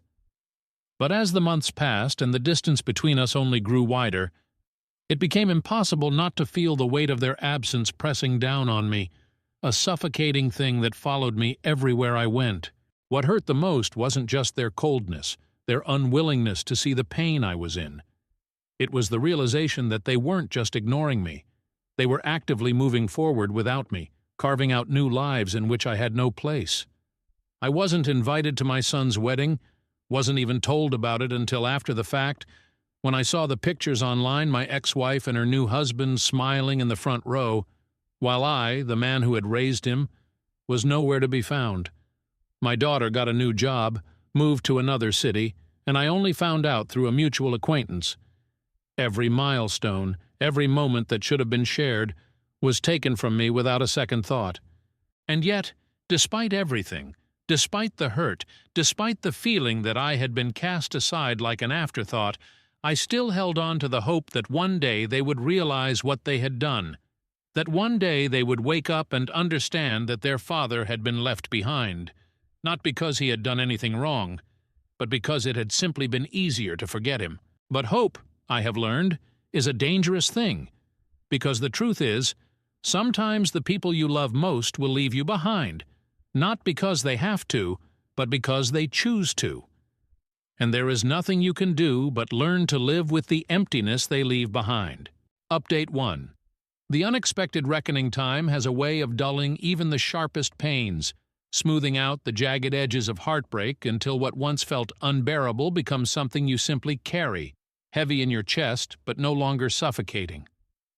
In the months that followed my divorce, I learned how to live with the silence, how to exist in the empty spaces that my family had once occupied. The house, once filled with laughter and familiar voices, had become something else entirely. A quiet, hollow place where shadows stretched long in the evenings, where the hum of the refrigerator or the ticking of the old clock in the hallway were the only sounds that ever broke the stillness. At first, I told myself it was temporary, that this was just a season of life, that my children needed time to sort through their own emotions, to come to their senses and realize that no matter what had happened between their mother and me, I had always been there for them. I held on to the hope that one day, out of the blue, my phone would ring and I'd hear my son's voice on the other end, casual and easy, as if no time had passed at all, as if the months of distance had been nothing more than a misunderstanding. Or maybe it would be my daughter, reaching out with an invitation to visit, a small olive branch that would allow us to start putting the broken pieces back together. But hope is a slow killer when it's left unanswered. Every day that passed without a call, without a text, without even the smallest acknowledgement of my existence, chipped away at what little optimism I had left. And then, just when I had finally started to accept that I might never truly be a part of their lives again, when I had begun to convince myself that I needed to move forward instead of waiting for something that might never come, something unexpected happened. It started with a knock at my door, sharp and insistent, breaking through the quiet of an otherwise unremarkable evening. I hesitated for a moment before answering, caught between the curiosity of who might be standing on the other side and the instinctive wariness that had settled into me over the past year, a defense mechanism against yet another disappointment. When I finally swung the door open, I found myself face to face with my son. For a moment, neither of us spoke, the air between us thick with the weight of unspoken words, of time lost, of all the things that should have been said long ago, but never were. He looked different than I remembered, older maybe, or perhaps it was just that I had never seen him like this before. His shoulders tense, his expression uneasy, as if he were carrying a burden too heavy to bear. I stepped aside, wordlessly inviting him in, unsure of what he had come for but unwilling to turn him away. He moved past me hesitantly, his eyes scanning the room as if searching for something familiar, something that might make this easier. Then finally he spoke. He told me that things with his mother hadn't been as perfect as he had once believed, that the man she had so quickly replaced me with wasn't the person she had made him out to be. He admitted that for the longest time he had convinced himself that siding with her had been the right thing to do, that she was the one who needed him most, that in some twisted way choosing her over me had been a way of keeping the family together, even if it meant leaving me behind in the process. But now, after all this time, he wasn't so sure anymore. There was regret in his voice, an uncertainty that hadn't been there before, a flicker of something that might have been guilt or maybe just the slow realization that he had made a mistake. And for the first time in what felt like forever, I saw a glimmer of the boy I had raised, the one who used to run into my arms when he scraped his knee, the one who used to sit beside me in the evenings, asking questions about the world like he truly believed I had all the answers. I wanted to be angry. I wanted to demand why it had taken him so long, why he had let me suffer in silence for so many months while he played the role of the dutiful son to a woman who had never deserved his loyalty. But as I stood there looking at him, I realized that anger wouldn't change the past. It wouldn't bring back the time we had lost, wouldn't erase the nights I had spent staring at my phone, hoping for a message that never came. So instead I just listened. And when he finally ran out of words, when he looked at me with uncertainty in his eyes, as if unsure of whether he even had the right to be standing there, I did the only thing I could. I told him he was always welcome, that no matter how much time had passed, he would always be my son. Because at the end of the day, forgiveness isn't about who was right and who was wrong. It's about choosing to let go of the weight that keeps you anchored to the past, about recognizing that sometimes people make mistakes and that if they're willing to make things right, you have to be willing to meet them halfway. And so, as he sat across from me in the living room, his hands clasped together as if bracing himself for whatever came next, I realized that maybe, just maybe, this wasn't the end of our story after all. Maybe, in some small way, this was the beginning of something new. Final update. A new beginning. Amidst the ruins. There are moments in life when time seems to fold in on itself, when memories, long buried under the weight of heartache, surface with such clarity that they feel indistinguishable from the present. Sitting across from my son that evening, I found myself caught between the past and the moment unfolding before me, between the father I had once been and the man I had become in the absence of my family. It was a strange, almost surreal feeling, as if I were standing at the edge of something fragile, something that could either crumble beneath the weight of everything left unsaid or finally begin to rebuild itself, one careful step at a time. For so long I had resigned myself to the idea that my children had made their choice, that whatever bond we had shared had been severed beyond repair, not in some single earth-shattering moment, but in a series of quiet betrayals, in the months of distance, in the silences that had stretched between us like an unbridgeable canyon. And yet, here he was, sitting in my living room, a man now rather than the boy I had raised, carrying the weight of his own regrets, his own mistakes, his own understanding of the consequences of the choices he had made. I listened as he spoke, his words slow and deliberate, as though each one carried a burden he wasn't sure he was ready to unload. He told me about the months following the divorce, how at first it had felt natural to side with his mother, to offer her his unwavering support because, in his eyes, she had been the one who had needed it most. He told me about the way she had painted herself as the victim, weaving a story in which I had always been absent, too consumed with my work, too distracted by responsibilities to see the cracks forming beneath our feet. And maybe, in some ways, that version of events had been easier to believe than the reality of what she had done, because to acknowledge the truth, to admit that the woman who had raised him had betrayed the very foundation of our family, was a far heavier thing to carry. But then slowly, reality had begun to settle in. He started noticing the way his mother had so easily moved forward, how the man she had chosen over me had taken my place not just in her life but in theirs. He saw the way she had rewritten history to suit her own needs, the way she had twisted the past into something more convenient, something that absolved her of any guilt while casting me as the inevitable casualty of a marriage that had, in her words, run its course. And perhaps the most painful realization of all was the understanding that he too had played a role in that rewriting, that by pushing me away, by refusing to hear my side of things, he had been complicit in allowing that version of events to stand uncontested.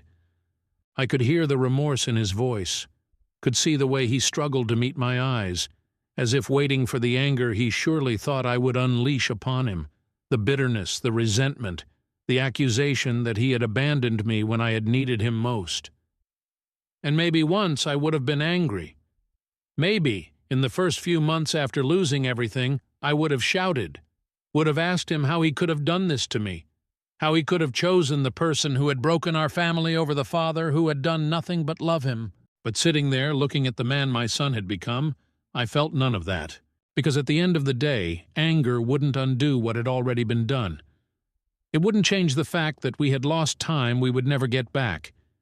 It wouldn't erase the hurt or fill the empty space that had stretched between us for so long. The only thing that mattered now was whether we were willing to move forward, whether we were willing to find a way to navigate through the wreckage and build something new, something that, while never quite the same, could still be strong in its own right. And so I told him the truth. That yes, his absence had hurt me more than I could ever put into words, that there had been nights when I had sat alone in this very house, wondering if I had ever truly been a father to him at all, that I had spent months questioning everything, trying to pinpoint the exact moment when I had lost him, when I had become a person he could so easily walk away from. But I also told him that none of that changed the fact that I was still his father, that I always would be, and that if he was here now, reaching out, then that meant something, that it wasn't too late, that maybe it never had been. The silence that followed was not the painful kind, not the type that stretched on endlessly like a chasm filled with things neither of us could bring ourselves to say. Instead, it was the kind that felt full, charged with a quiet understanding, a mutual recognition that while the road ahead would not be simple, it was one we could choose to walk together if we were willing to try. In the days that followed, my son's visits became more frequent. At first they were cautious, careful, as though he was testing the waters, unsure of how much space I was willing to give him, how much I was willing to let him back in. But over time, the hesitation faded. We talked more about the past, about where things had gone wrong, about the things we had both failed to see. But more than that, we talked about the present, about the life he was building, about the things that mattered to him now. Slowly, bit by bit, we were learning how to be father and son again. My daughter, on the other hand, was a different story. She had always been more like her mother, headstrong, stubborn, unwilling to admit fault even when it stared her in the face.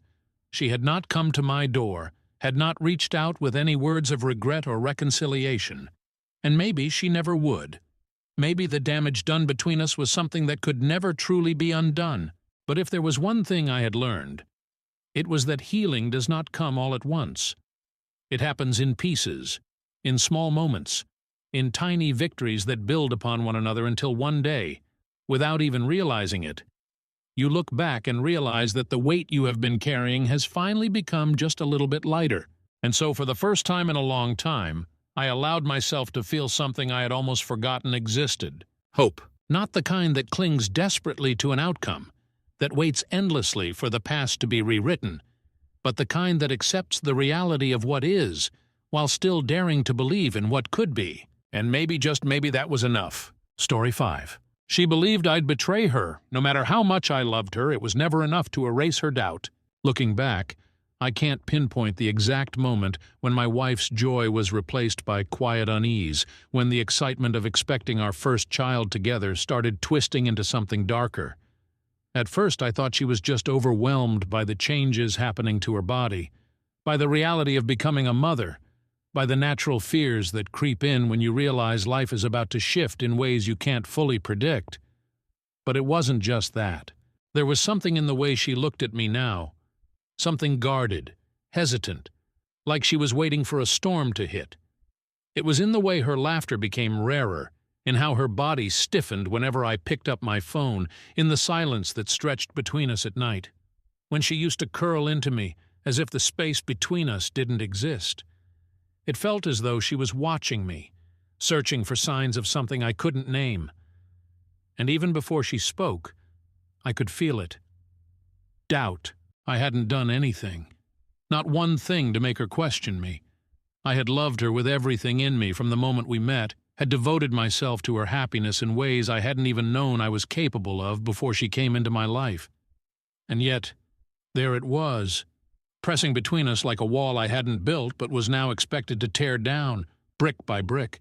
When she finally let it slip, when she hesitated before telling me what had been haunting her, I felt the weight of it settle into my bones. My mother had spoken to her. That alone should have been enough of a warning. It had happened over coffee, casual in a way that didn't seem dangerous on the surface.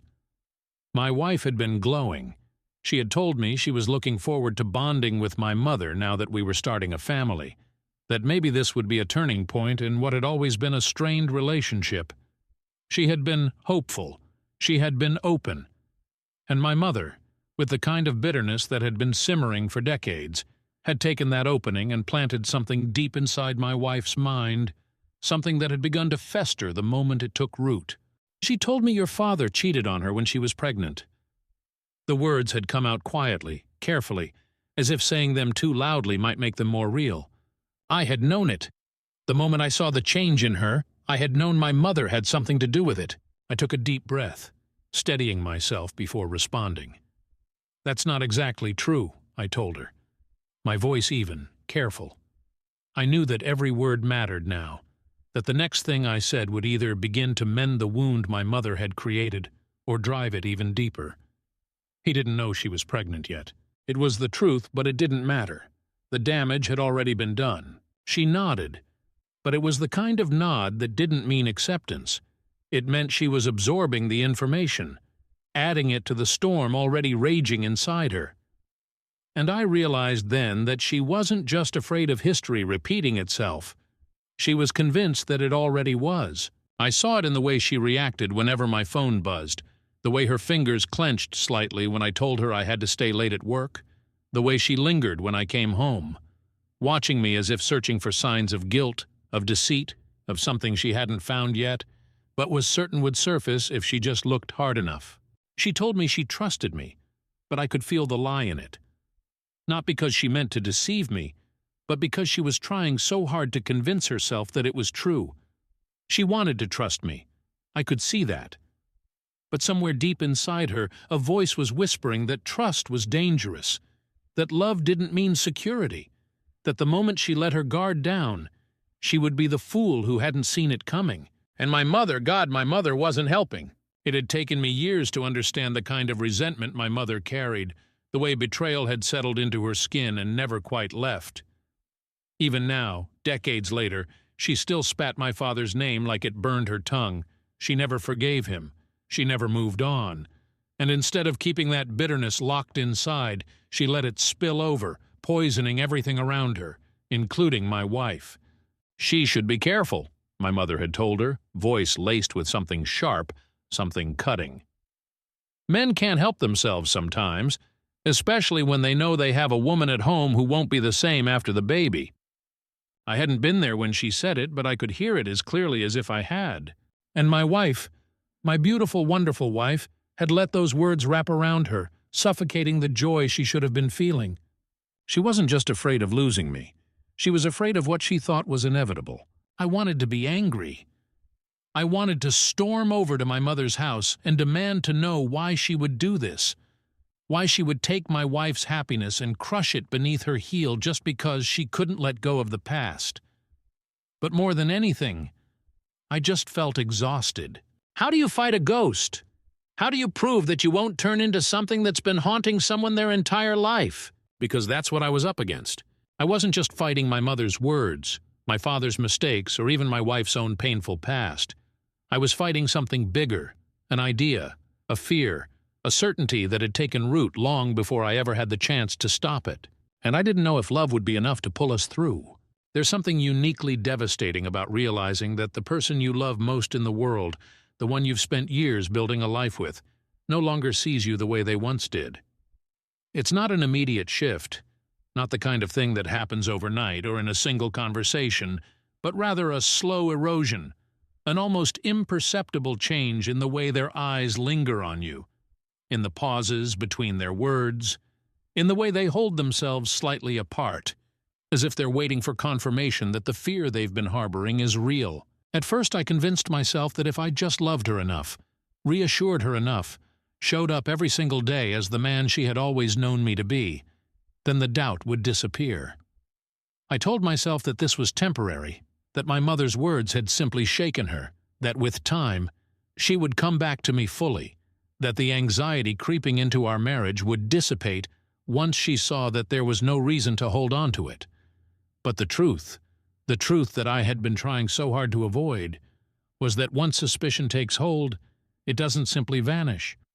It lingers, sinking into the spaces between two people, filling every silence with unspoken questions, twisting even the most ordinary moments into something fragile, something dangerous. She still told me she loved me, still curled up next to me at night, still reached for my hand absent-mindedly when we walked together, but I could feel the hesitancy there, the way her fingers no longer tightened around mine the way they used to, the way she flinched almost imperceptibly whenever I picked up my phone, as if bracing herself for the moment she would discover that her worst fears were not fears at all, but a reality she had simply been too blind to see. I started noticing the way she would ask casual questions about my day that didn't feel casual at all, the way she would glance at my phone screen when it lit up, the way her body would tense slightly if I mentioned a female coworker in passing.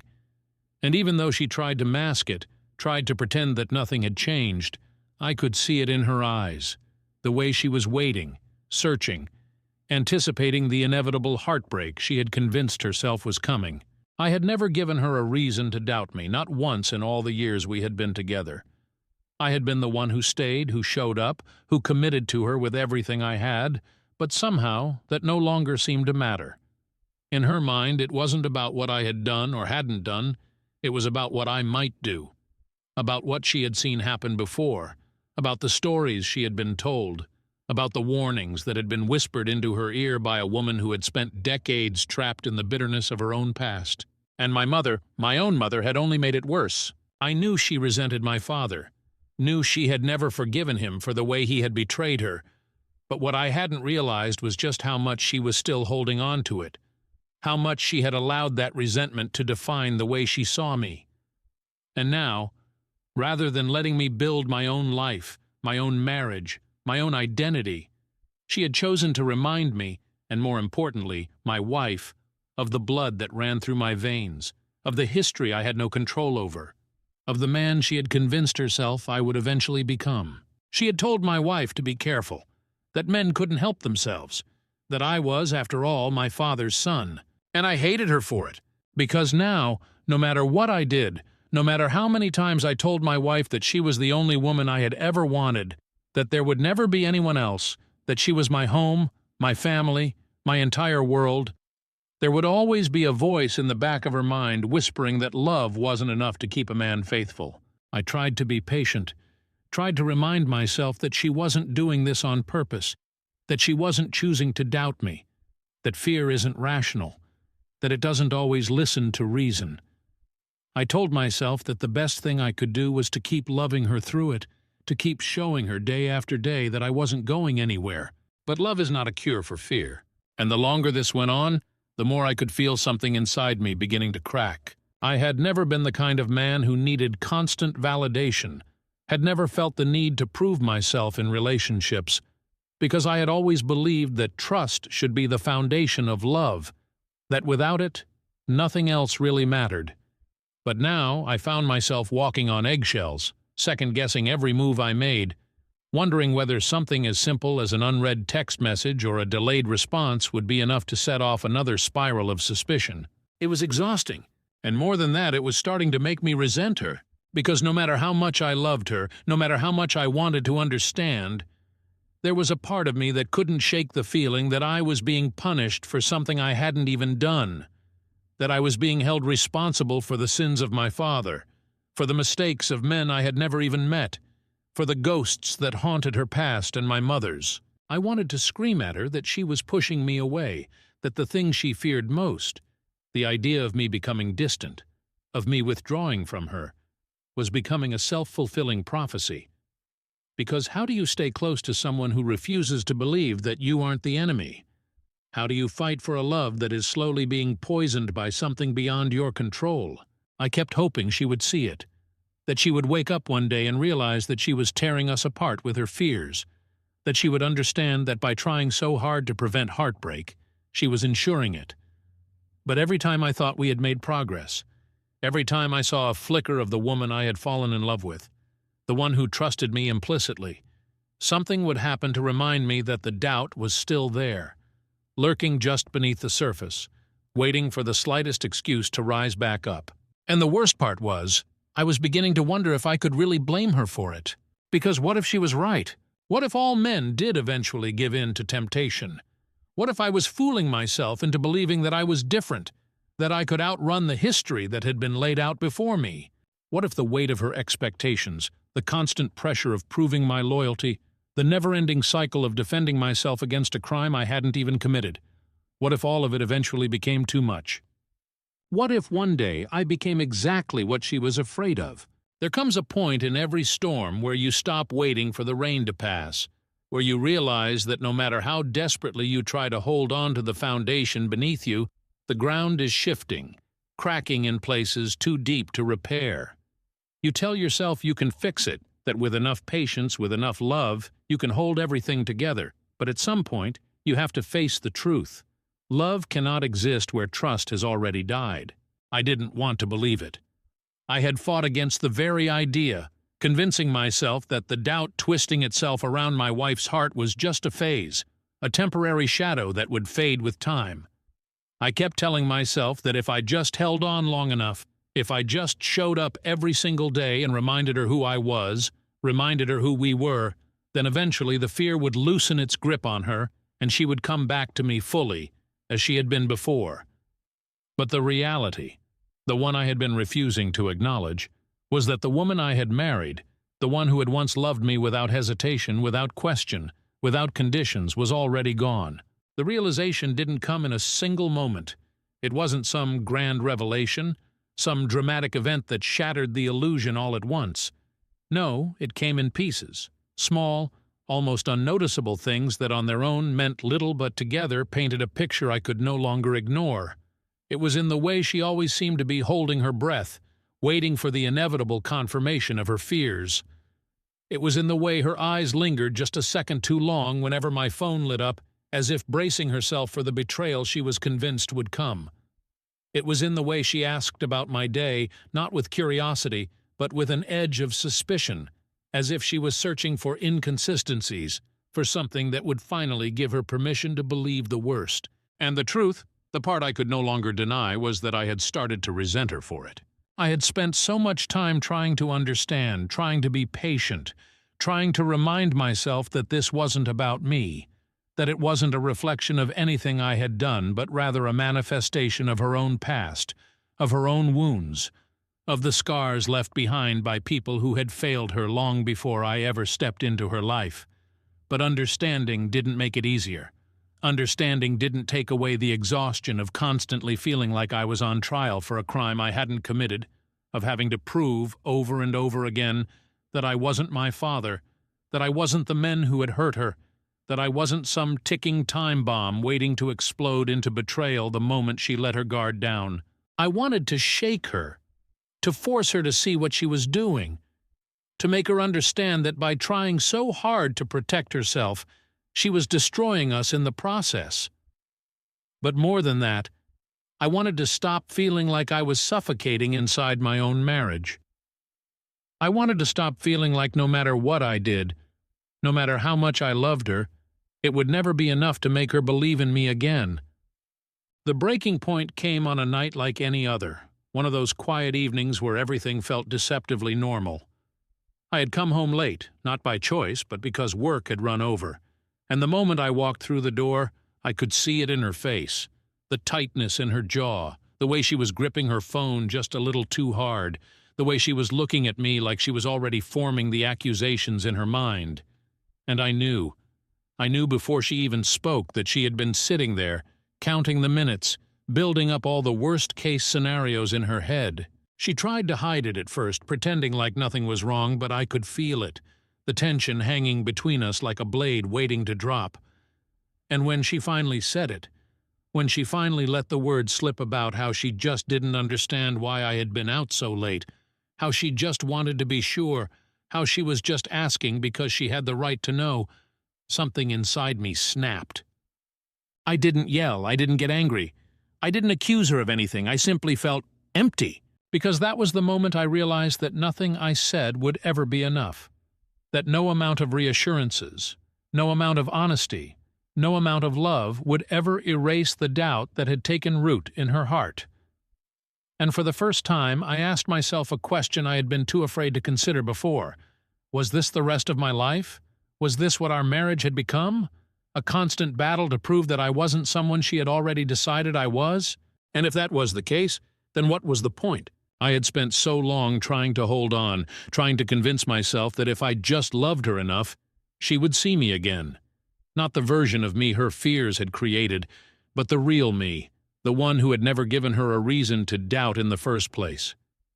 But that night, standing in our home, staring at the woman who used to trust me with everything but now flinched every time my phone buzzed, I realized that I wasn't just fighting for her anymore.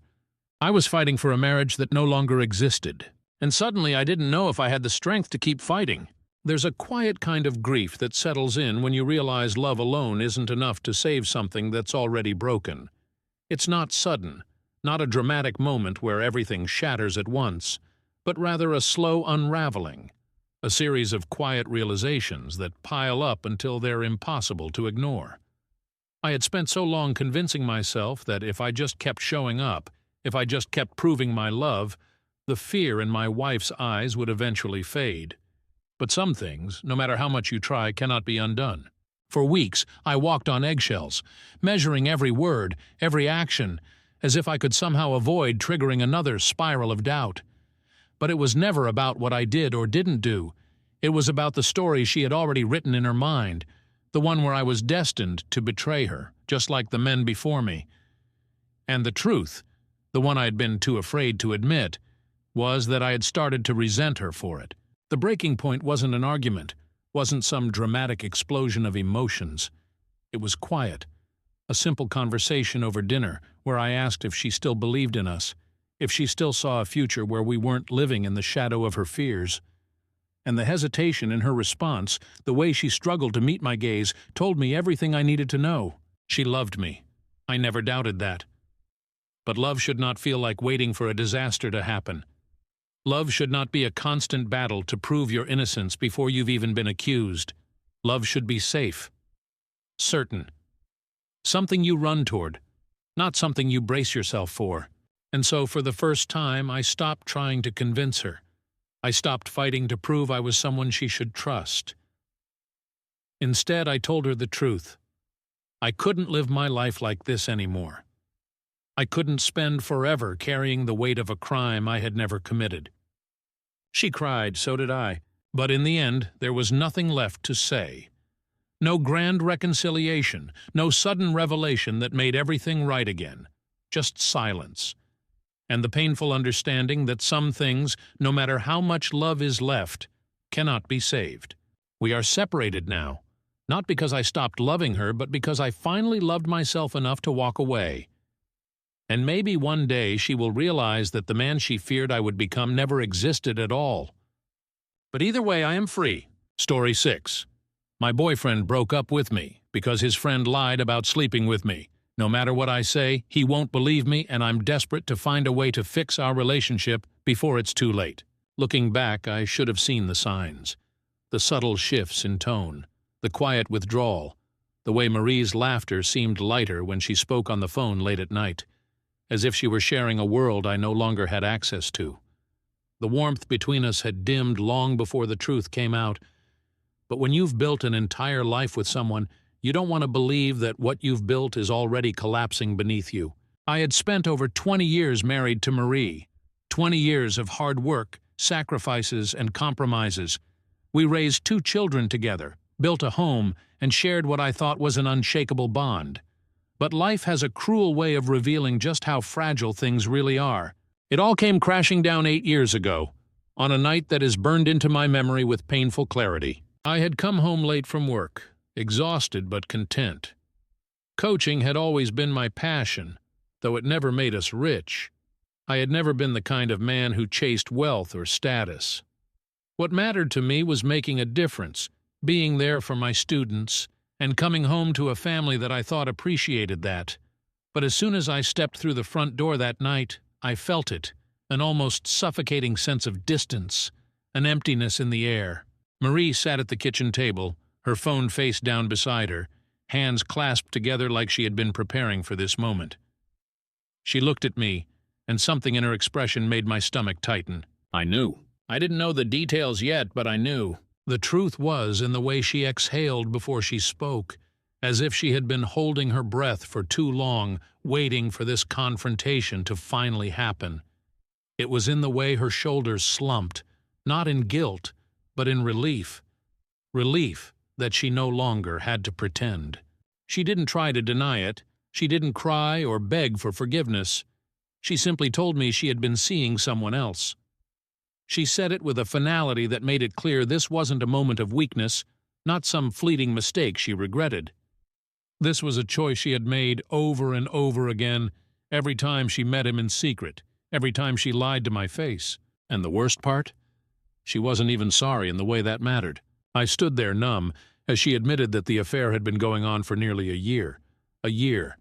An entire year of deception, of lying beside me at night while her heart belonged to someone else. She had already detached herself from our marriage long before she spoke the words out loud. I was just the last one to know. I don't remember much of what I said that night.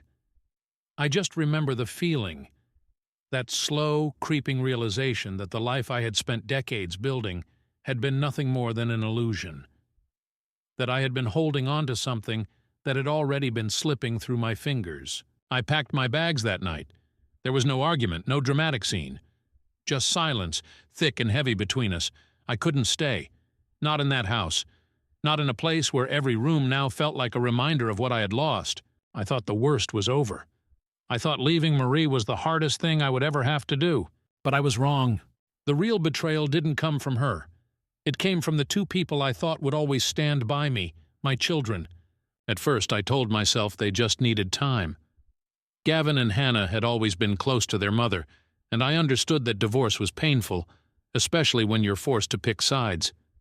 I reached out to them, tried to explain, but their responses were cold, distant. At first I was patient. I waited for them to come around, believing that once the dust settled, they would realize that I hadn't been the one to destroy our family. But days turned into weeks, weeks into months, and their silence only grew heavier. Then came the moment that shattered what little hope I had left. Marie remarried just 2 months after our divorce was finalized. 2 months. As if our 20 years together had meant nothing. As if I had been nothing more than an obstacle in the way of the life she truly wanted. And standing beside her, smiling in pictures, dressed in their finest, were my children. They hadn't just chosen to support their mother.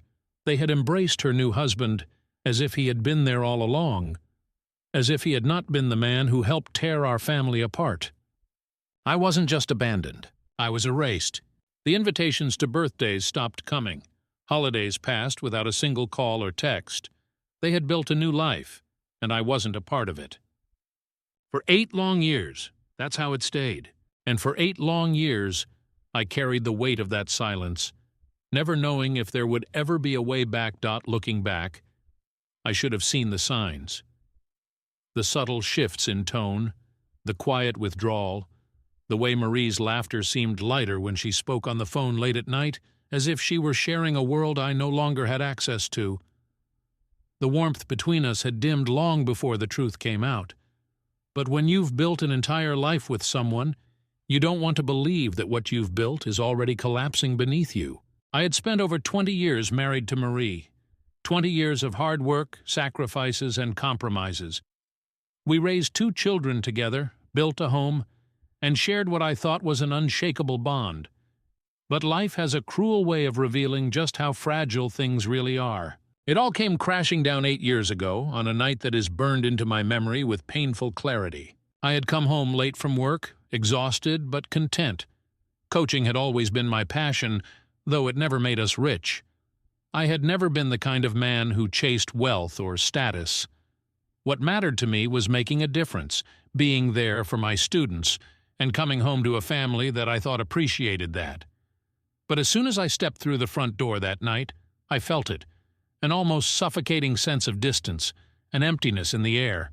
Marie sat at the kitchen table, her phone face down beside her, hands clasped together like she had been preparing for this moment.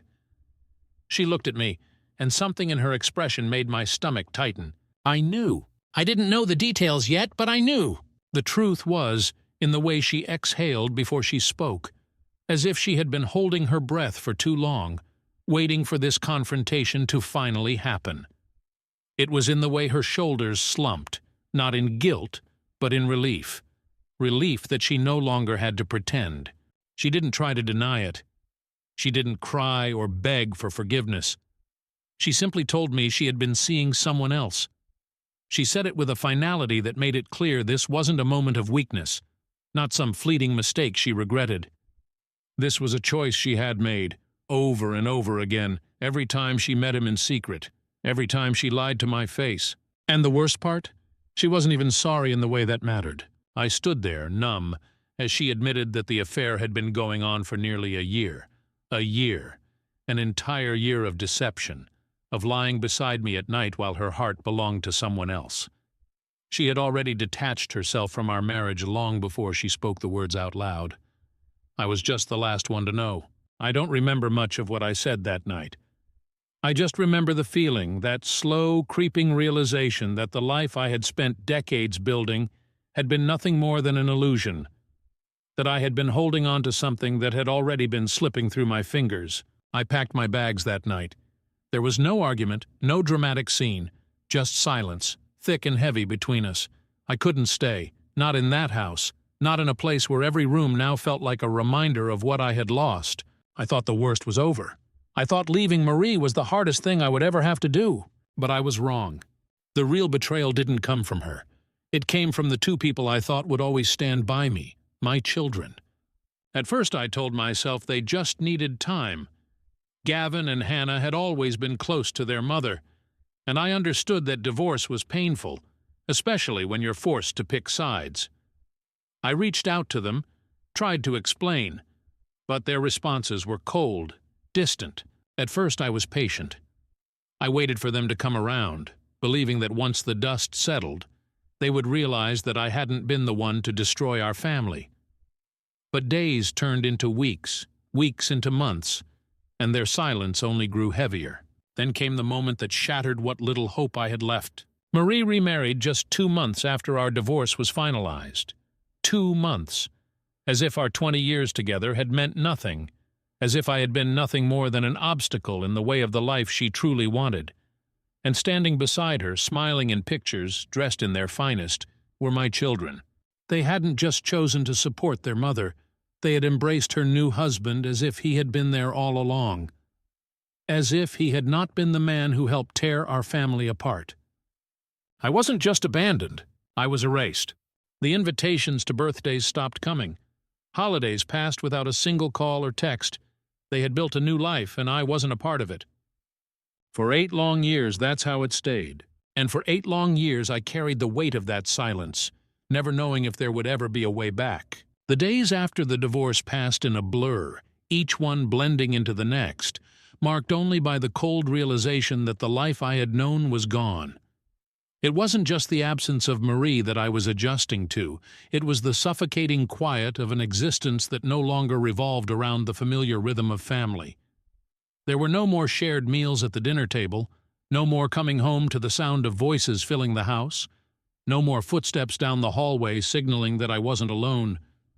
The walls of my new apartment, bare and unfamiliar, seemed to echo that emptiness, pressing in on me with a weight I hadn't anticipated. I told myself that this was just a phase, that with time the ache would dull, the bitterness would fade, and eventually my children would come to see things for what they were. I had been patient when they stopped answering my calls, understanding when they made excuses not to see me, forgiving when weeks stretched into months without so much as a text. After all, they had been caught in the crossfire of something they hadn't asked for, forced to navigate a family broken apart by choices they hadn't made. I wanted to believe that they would need only time to realize that I had been wronged just as much as they had. But hope, I learned, is a dangerous thing. The first real confirmation that I had lost them came in the form of something small, an omission, really, but one that carried the weight of 1,000 unspoken rejections. Gavin's birthday had come and gone, and I had sent him a message that morning, keeping it simple, not wanting to force anything. I had waited all day for a reply, checking my phone more times than I cared to admit, convincing myself that he was probably busy, that he would get back to me eventually. But the reply never came. That evening, as I sat alone in my apartment, staring at the untouched takeout on the table in front of me, I made the mistake of opening social media. And there it was, staring back at me from the glow of my phone screen, a picture of Gavin, surrounded by people, his arms slung around his mother's shoulders, his new stepfather standing beside them, the 3 of them looking every bit the perfect family. A caption beneath the photo, one written by Hannah, spoke of how grateful she was to celebrate her brother with the people who mattered most. And I wasn't one of them. It hit me harder than I wanted to admit, harder than I was prepared for. The finality of it. The realization that they had moved on, not just from their mother's marriage to me, but from me entirely. I had been reduced to nothing more than a shadow of their past, someone who had once held a place in their lives but no longer belonged there. Still, I refused to believe that things were truly beyond repair. I reached out again, telling myself that maybe they needed to hear it from me, that I was still here, still their father, still willing to fight for whatever bond we had left. I asked if we could talk, if we could meet, if we could try to find some common ground. And for the first time in months, I received a response. But it wasn't what I had hoped for. Gavin's words were carefully chosen, polite but distant, the kind of message you might send to an old colleague rather than your own father. He told me that he was busy, that things were hectic, that he appreciated the message, but that there really wasn't much to discuss. He said he hoped I was doing well, that he wished me the best, and that was it. There was no anger in his response, no resentment, no accusation, just indifference. And that, I think, was the worst part of it all. Because anger at least meant there was still something left beneath the surface. Resentment meant that there was still an emotional tie, even if it was painful. But indifference meant that he had already let go. It was only later that I would come to understand just how deep that indifference ran. Marie and her new husband, her perfect new husband, the one who had stepped so effortlessly into the life I had been cast out of, had given my children something I never could: connections, stability, the kind of financial security that I, a high school baseball coach, had never been able to provide. And while I had spent my life believing that love and commitment mattered more than money, it seemed that in the end, the scales had tipped in favor of convenience. I learned, through whispered conversations with mutual acquaintances, that her husband had offered Gavin and Hannah jobs at his company, bringing them into his world, molding them into something that fit neatly into the life Marie had carved out for herself. They weren't just loyal to her because she was their mother. They were tied to her now in ways that extended beyond family. She had secured them in a way that I never could. And as much as it gutted me to admit it, I knew there was no competing with that. The last attempt I made to bridge the gap was met with a silence so deafening it felt like a verdict. I had reached out to Hannah, thinking that maybe, just maybe, she would be the one to crack the wall that had been built between us. But my messages went unanswered, my calls ignored, and the only confirmation I had that she had even seen them came from the small, cruel detail that her profile picture had changed. A new family portrait. Marie, her husband, Gavin, Hannah, and I was nowhere to be found. For 8 years, that was my reality. 8 years of watching from the sidelines as the people I had loved most in this world built a life that didn't include me. 8 years of missed holidays, unanswered messages, and the growing realization that I had been written out of my own family's story. And yet, despite everything, I still couldn't let go of the hope that one day something would change. That one day they would see things clearly. That one day they would come back. There's a certain kind of loneliness that settles into your bones when you realize that the people you once held closest have moved on without you, not in a way that is temporary or circumstantial, but in a way that feels permanent, as if you have become nothing more than a name they used to know, a figure from a past life that no longer has any relevance to the present. It's the kind of loneliness that doesn't announce itself with grand gestures or overwhelming waves of sadness, but instead creeps in slowly, taking root in the quiet moments, in the pauses between conversations that no longer include you, in the empty spaces at holiday tables where your seat has long since been given to someone else. In the beginning, I tried to fight it, tried to convince myself that this was only temporary, that my children were simply caught up in the whirlwind of their mother's new life, that given enough time, they would begin to feel the absence of me just as acutely as I felt the absence of them.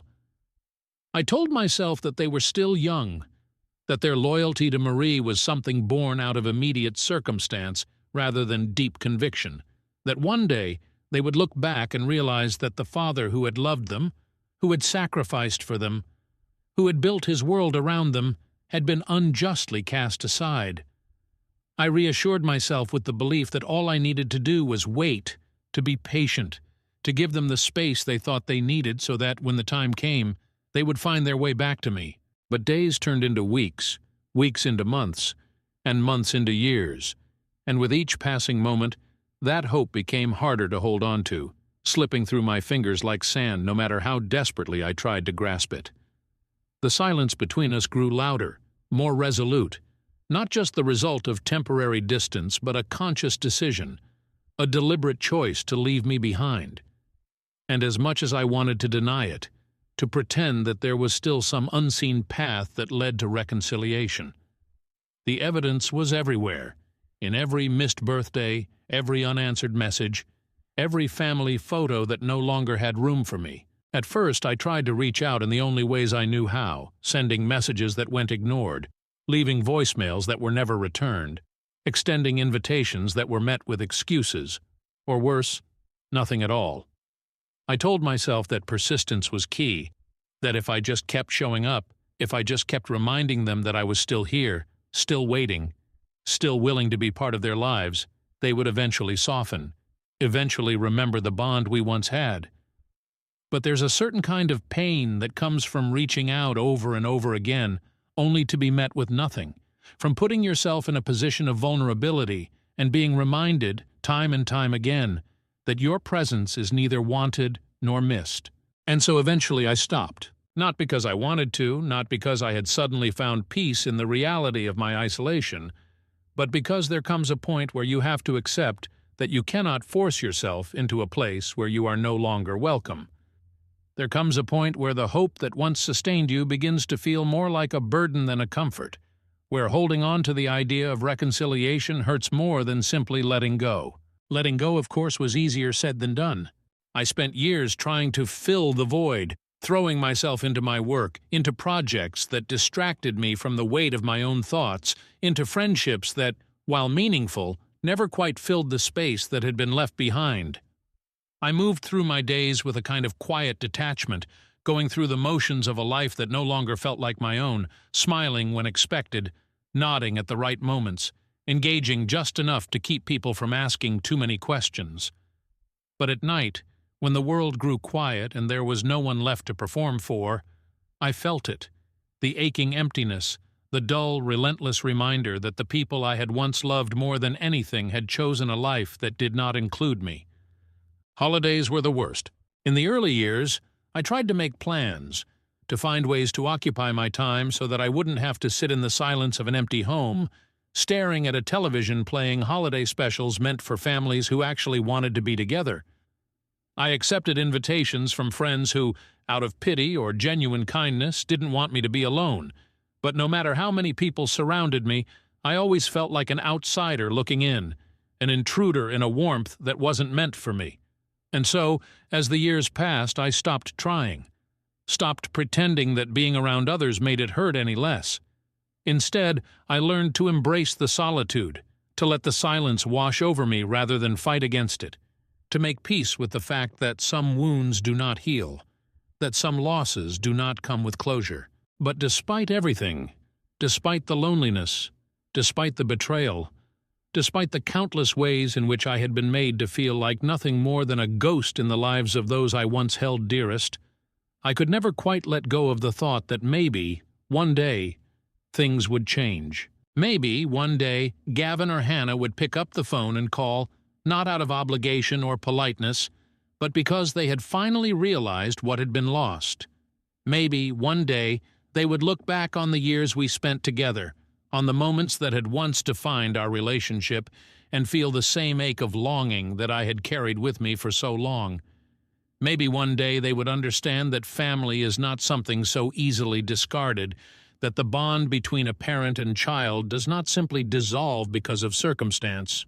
And so, despite everything, despite the years of silence, despite the evidence to the contrary, I held on to that hope, no matter how foolish or fragile it had become. Because sometimes hope is all you have left. First update. For 8 long years, I had learned to live with the silence, to carry the weight of being forgotten with something close to resignation. Though deep down, I had never truly accepted it. It had become part of me, this quiet ache, this dull and ever-present reminder that the people I had once held closest to my heart had chosen a life where I no longer existed. And yet, despite all of it, despite every unanswered message, every unreturned call, every holiday spent in solitude, I had never quite been able to extinguish that last ember of hope, that small and fragile belief that one day, in some unforeseen way, life might bring my children back to me. But hope, as I had learned, had a cruel way of leading you into places you never expected, making you believe that change was on the horizon when in reality, it was only shifting the shape of your suffering. The first sign that something was different came not in the form of a call or a message from Gavin or Hannah, not in some grand gesture of reconciliation that I had dreamed about in moments of weakness. but in something far more subtle, something that might have gone unnoticed had I not spent so many years waiting for even the smallest crack in the wall they had built between us. It was a simple notification, an unfamiliar name among the sea of messages I rarely checked anymore, a formal and impersonal email that, at first glance, seemed like nothing more than another reminder of how far removed I was from their lives.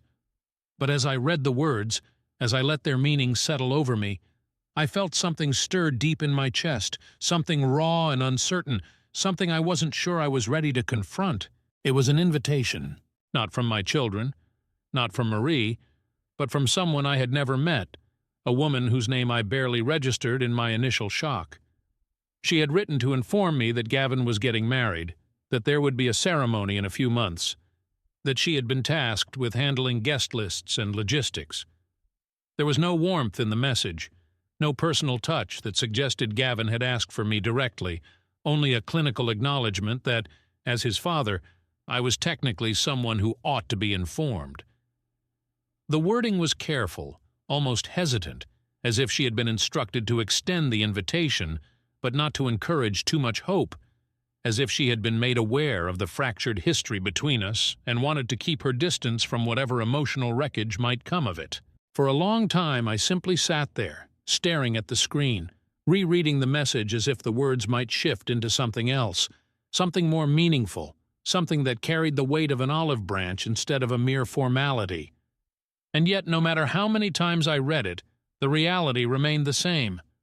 Gavin was getting married, and I had been given a place on the guest list, though whether that was out of obligation or something more, I couldn't be sure. There was no mention of Hannah, no indication that she had played any role in this decision, no indication that she even cared whether or not I attended. There was no personal note from Gavin himself, no acknowledgement that this was anything more than a name being checked off a list. And yet, despite all of that, despite every reason I had to believe that my presence there would be nothing more than an afterthought, I couldn't ignore the undeniable fact that for the first time in nearly a decade there was an opening, a sliver of possibility that, however small, I had to consider. For days, I wrestled with the decision, torn between the deep and familiar fear of walking into a space where I was unwanted and the undeniable pull of something that felt dangerously close to hope. I knew that attending the wedding wouldn't undo the years of distance, that it wouldn't magically mend the wounds that had been left to fester for so long. I knew that there was a very real chance that I would sit among strangers, watching from the shadows as my son celebrated a milestone in his life with people who had replaced me in every conceivable way. And yet, I also knew that if I let this moment pass, if I ignored this one small opportunity to be present, I might never get another. In the end, the decision was made not out of optimism but out of necessity, out of the simple truth that I could not live with the regret of not showing up, of not at least trying to bridge the gap, however painful that attempt might be. So, with careful hands and a heart that felt too heavy in my chest, I typed out my response, confirming my attendance, knowing full well that whatever awaited me on that day, I would have to face it alone. The weeks that followed were filled with an anxious kind of anticipation, a lingering uncertainty that gnawed at the edges of my thoughts. I told myself over and over again that I was prepared for whatever I might find, that I had long since let go of the illusion that this would be some kind of reunion, that I was going not for reconciliation, but for the simple act of bearing witness to a moment in my son's life that I had already been absent for too many of. But no matter how much I tried to temper my expectations, no matter how many times I reminded myself that this was nothing more than a reluctant invitation extended out of duty rather than desire, I couldn't stop the quiet, persistent thought that whispered in the back of my mind that maybe, just maybe, this was the beginning of something new. And so, when the day finally arrived, when I stood outside the venue, my hands curled into fists to keep them from trembling, I felt the weight of all those years pressing down on me, reminding me of everything that had led me to this moment. The sound of laughter and conversation drifted through the open doors, the kind of effortless joy that had once been a part of my own life, now belonging to people who had long since left me behind. I took a deep breath, steadied myself, and stepped inside, knowing that whatever happened next, it would be a turning point, one way or another. The first thing I noticed was that no one was looking for me. The room was filled with people who belonged there, people who had been woven into Gavin's life in ways I no longer was, people who had earned their place in his world while I had been left to watch from a distance. I scanned the crowd, searching for a familiar face, searching for some sign that I wasn't entirely out of place, but there was nothing. Just strangers, just voices that didn't call my name, just a reality that I had been avoiding for far too long. And then finally I saw him. Gavin stood near the front of the room, smiling, radiant in a way that I hadn't seen since he was a child, surrounded by people who had shaped him into the man he was now. And for a moment, just a fleeting moment, I allowed myself to believe that he might turn, that he might see me standing there, that his face might soften with something close to recognition. But he didn't. He laughed at something someone said beside him, his attention fixed on the life he had built, the one that had no space left for me. And in that moment I understood. There are moments in life that redefine you, moments that force you to confront the stark and unflinching reality of who you are, who you have become, and who you will be moving forward.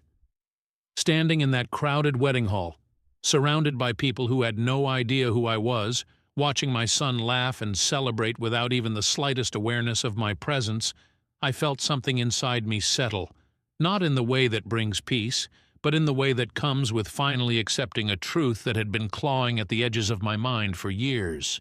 For so long I had held on to the belief that my absence in my children's lives was something temporary, something circumstantial, a consequence of Marie's influence, their youth, their misguided loyalty to a version of the past they had been told rather than the one they had actually lived. I had convinced myself that with time, with patience, with unwavering presence even from a distance, they would come to see things clearly, that they would remember who I had been to them, what I had given, what I had sacrificed. But as I stood there, invisible in the place where a father should have been welcome, I realized that there was nothing left to wait for, no revelation on the horizon, no moment of reckoning that would bring them back to me. Because they hadn't forgotten me. They had simply moved on. And perhaps the most painful part of it all was knowing that in some ways I had been the only one still holding on, the only one who had been carrying the weight of a severed bond that, to them, had ceased to exist long ago. I don't remember how long I stood there, caught between the impulse to turn and leave before anyone could register my presence and the quiet, desperate hope that maybe, somehow, fate would intervene, that something would shift, that I would be seen. But fate, I had long since learned, is not in the business of granting second chances to those who refuse to let go of the past. And so I left, not in anger, not in bitterness, not in the kind of dramatic exit that would have drawn attention, but in silence. In the same way I had existed in their lives for the past 8 years, unnoticed, unnecessary, a shadow passing through a moment that was never meant for me. The walk back to my car felt heavier than it should have, as if every step was pressing me further into the ground, demanding that I acknowledge the weight of what I had finally accepted. I had lost my children, not in the way that people lose one another to death, where grief is met with sympathy, where the pain is given a name and a space to exist. No, I had lost them in the cruelest way possible, to choice, to indifference, to the quiet, unspoken understanding that there was no longer a place for me in their world. And for the first time I let myself feel the full depth of it. I let the grief settle in, let it expand in my chest until I thought it might break me.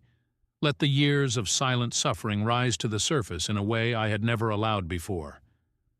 Because there was no more pretending, no more waiting for a day that would never come, no more convincing myself that I could somehow fix what had been so thoroughly discarded.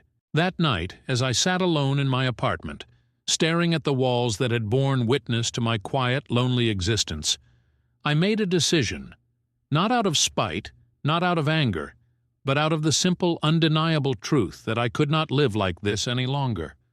I could not keep looking to the past for a sense of belonging, could not keep reopening wounds that had long since scarred over for everyone but me. I needed to move forward. I didn't know what that meant. Not yet.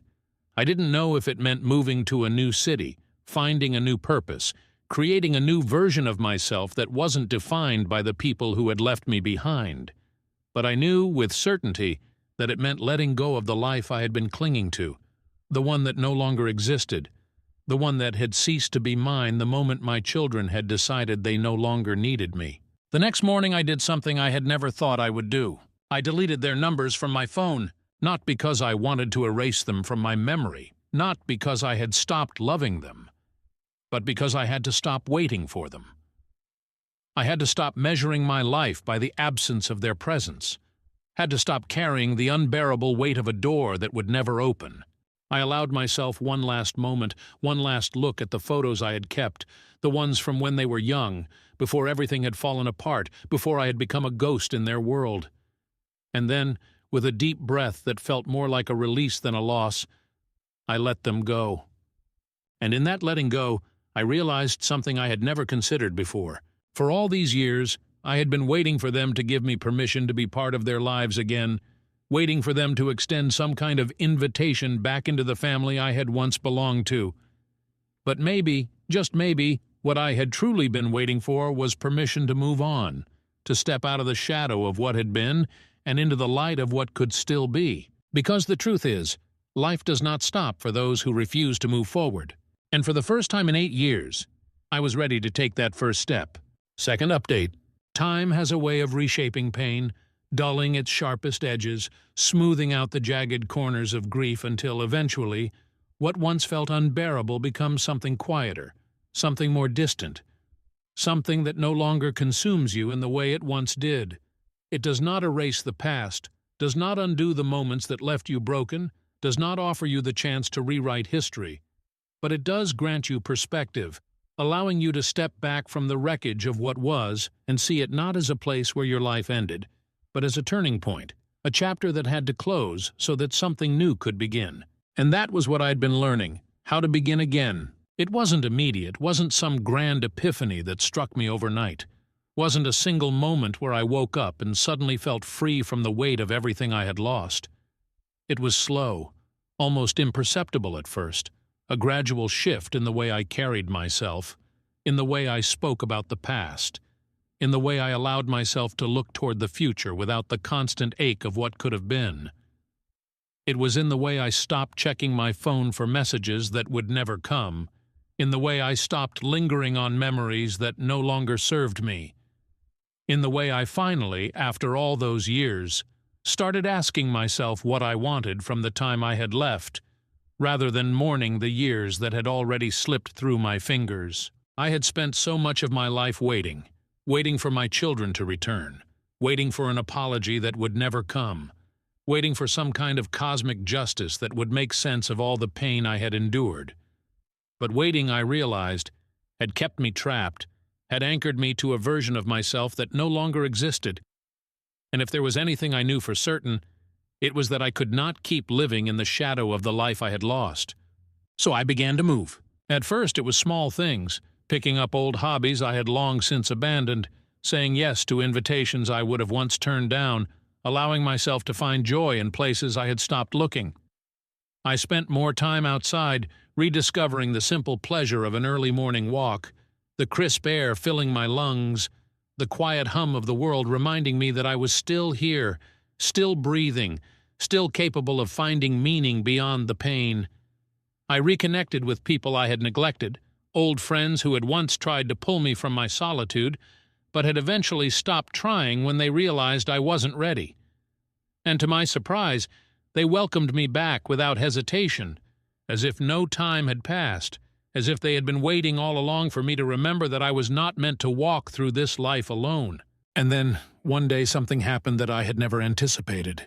It was a Sunday afternoon, the kind of day that had once been filled with the sounds of family, of laughter echoing through the house, of shared meals and easy conversations. I had spent the morning at a coffee shop, reading a book I had been meaning to finish for years, allowing myself the luxury of time without guilt, without the nagging sense that I was missing something, that I should be somewhere else. And as I stepped outside, my mind still lost in the pages I had just been reading, my phone buzzed in my pocket, At first I ignored it, assuming it was nothing of importance, but then something, some quiet instinct, some unspoken knowing, told me to check. And there, staring back at me from the screen, was a name I had never expected to see again. Hannah. For a moment, I simply stood there, the world around me continuing as if nothing had changed, as if the ground beneath my feet had not just shifted in a way that left me momentarily unsteady. It was a message, simple and unassuming, just a handful of words strung together in a way that suggested hesitation, uncertainty, a reaching out without knowing what might come of it. She wanted to meet. I cannot explain the way my heart reacted in that moment, the way it seemed to stutter before picking up a pace that felt almost foreign after years of quiet resignation. I had spent so long convincing myself that they were gone, that I had made peace with their absence, that I no longer needed the validation of their return. And yet, standing there with my phone in my hand, reading her words over and over again as if they might disappear if I blinked, I felt something unravel inside me, something I had kept tightly wound for longer than I cared to admit. I did not respond right away. Not because I did not want to, not because I had any intention of ignoring the chance that had unexpectedly fallen into my lap, but because I needed a moment to process what this meant, to decide how much of myself I was willing to risk after years of silence. Did I still hold on to anger? Perhaps. Did I still carry the scars of their rejection? Absolutely. But despite it all, despite every reason I had to turn away, I knew I would not. So I agreed. We met at a quiet cafe, one that I had never been to before, one that she had likely chosen for its neutrality, its lack of history, its ability to provide a space where neither of us would feel the weight of the past pressing too heavily against us. I arrived early, my fingers drumming absently against the table as I waited, unsure of what I was supposed to feel, unsure of what she would say, unsure if this was the beginning of something new or merely a temporary fracture in the distance that had defined us for so long. And then she was there. She looked different, older in a way that startled me. Not because I had expected her to remain frozen in time, but because I had missed the gradual changes, the way the years had shaped her, the way she had grown into someone I no longer knew. There was a nervousness in her eyes, a quiet uncertainty that mirrored my own, and for a long moment we simply sat there, neither of us knowing where to begin. And then she spoke, not with an apology, not with a justification for the years of silence, but with something that felt heavier, more honest, more difficult to say. She had regrets, not just about me, not just about the way things had unfolded, but about everything, about the choices she had made, about the things she had accepted without question, about the time that had been lost, time that neither of us could get back. She did not ask for forgiveness, did not expect it, did not assume that one conversation could undo the damage that had been done. But she wanted to try. And that, I realized, was enough. Not a perfect ending, not a complete resolution, not a neatly tied conclusion where all the pain simply melted away. But a beginning, a chance, a single step forward after years of standing still. And for the first time in a long, long while, I allowed myself to believe that maybe, just maybe, that was all I needed. Story 7. I never thought I'd see my ex-husband again. Then we met at a Christmas party, and now he wants a second chance. After years apart, I'm torn between revisiting the past or leaving it behind for good, and I can't decide if old feelings are worth the risk. If someone had told me a year ago that my life, the future I had so carefully built, the love I had so fiercely believed in, would collapse in an instant, I would have laughed at the absurdity of it. I would have brushed it off as one of those exaggerated cautionary tales people share over drinks, the kind meant to make you appreciate what you have. But as I sit here now, forced to sift through the ruins of what once felt like a fairy tale, I realize that sometimes life doesn't warn you before it rips the ground out from under you. I met James 5 years ago, back when I had just moved to Boston for my dream job in marketing at a thriving tech company. Fresh out of college, wide-eyed and eager, I was ready to carve out my place in the world, unaware that fate had already woven James into the fabric of my future. He worked in product development, confident, sharp, and effortlessly charismatic, in a way that made people naturally gravitate toward him. At first he was just a co-worker, a familiar face during morning coffee runs and lunch breaks in the sunlit company courtyard. But as the months passed, our conversations stretched longer, laughter became easier, and one afternoon, as he leaned against my cubicle with that knowing smirk of his, he asked me out. At first I hesitated. Office relationships were complicated, a tangled mess of unwritten rules and whispered gossip, and I had always been careful. But James had this way of making everything feel uncomplicated, as if the risk didn't matter, as if what we had was inevitable. So I said yes, and just like that, my life took a turn I hadn't expected. What followed were 3 years of what I can only describe as pure, unfiltered happiness. James had a way of turning the ordinary into something extraordinary. Late-night takeout runs where he'd insist on ordering for me because he claimed to know my cravings better than I did. Sunday mornings spent in bed with the city humming quietly outside our window. Impromptu road trips, just because the world felt too small when we stayed in one place too long. With him, life wasn't just lived, it was felt deeply and completely. But what truly made me believe in forever wasn't just James, it was the family that came with him. His parents, Tom and Sarah, welcomed me with open arms from the very beginning, as though I had always been meant to be part of their world. They had no other children, and Sarah, in particular, clung to me like the daughter she had always longed for. Their home, an old colonial estate passed down through generations, quickly became my safe haven. Sundays were spent gathered around their grand wooden dining table, sharing stories over Sarah's famous pot roast, while Tom sat at the head, sipping his whiskey with a quiet kind of satisfaction. It was the kind of warmth I had always imagined a family should have, and for the first time in my life, I felt like I belonged to something bigger than myself. When James proposed, it wasn't a grand spectacle or a meticulously planned event. It was simple, intimate, and yet, in that moment, it felt like the most significant thing in the world.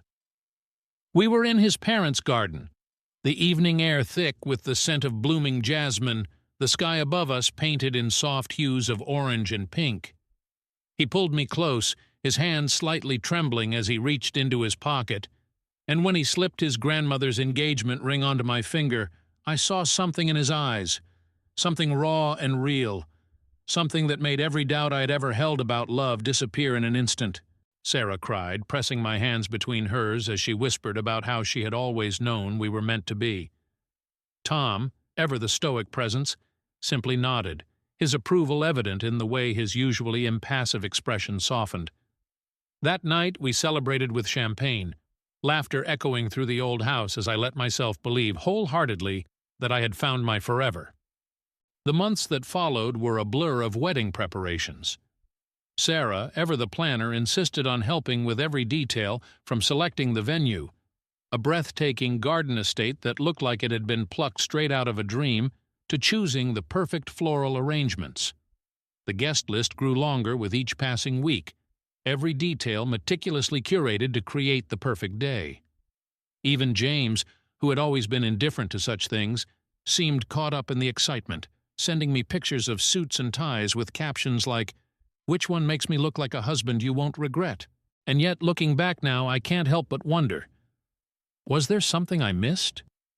A moment, a sign, a fleeting hesitation in James's eyes that should have told me what was coming? Because as I stood there, dress fittings and cake tastings filling my days, I was blissfully unaware that my perfect world was nothing more than an illusion waiting to shatter. In the days leading up to the wedding, the air seemed thick with anticipation, each passing moment pulling me deeper into the reality of what was about to unfold. There were still a million little things to finalize, last-minute confirmations with the caterer, seating arrangements that needed adjusting, vows that I kept rewriting in my head, trying to capture the depth of what I felt for James in words that never seemed quite enough.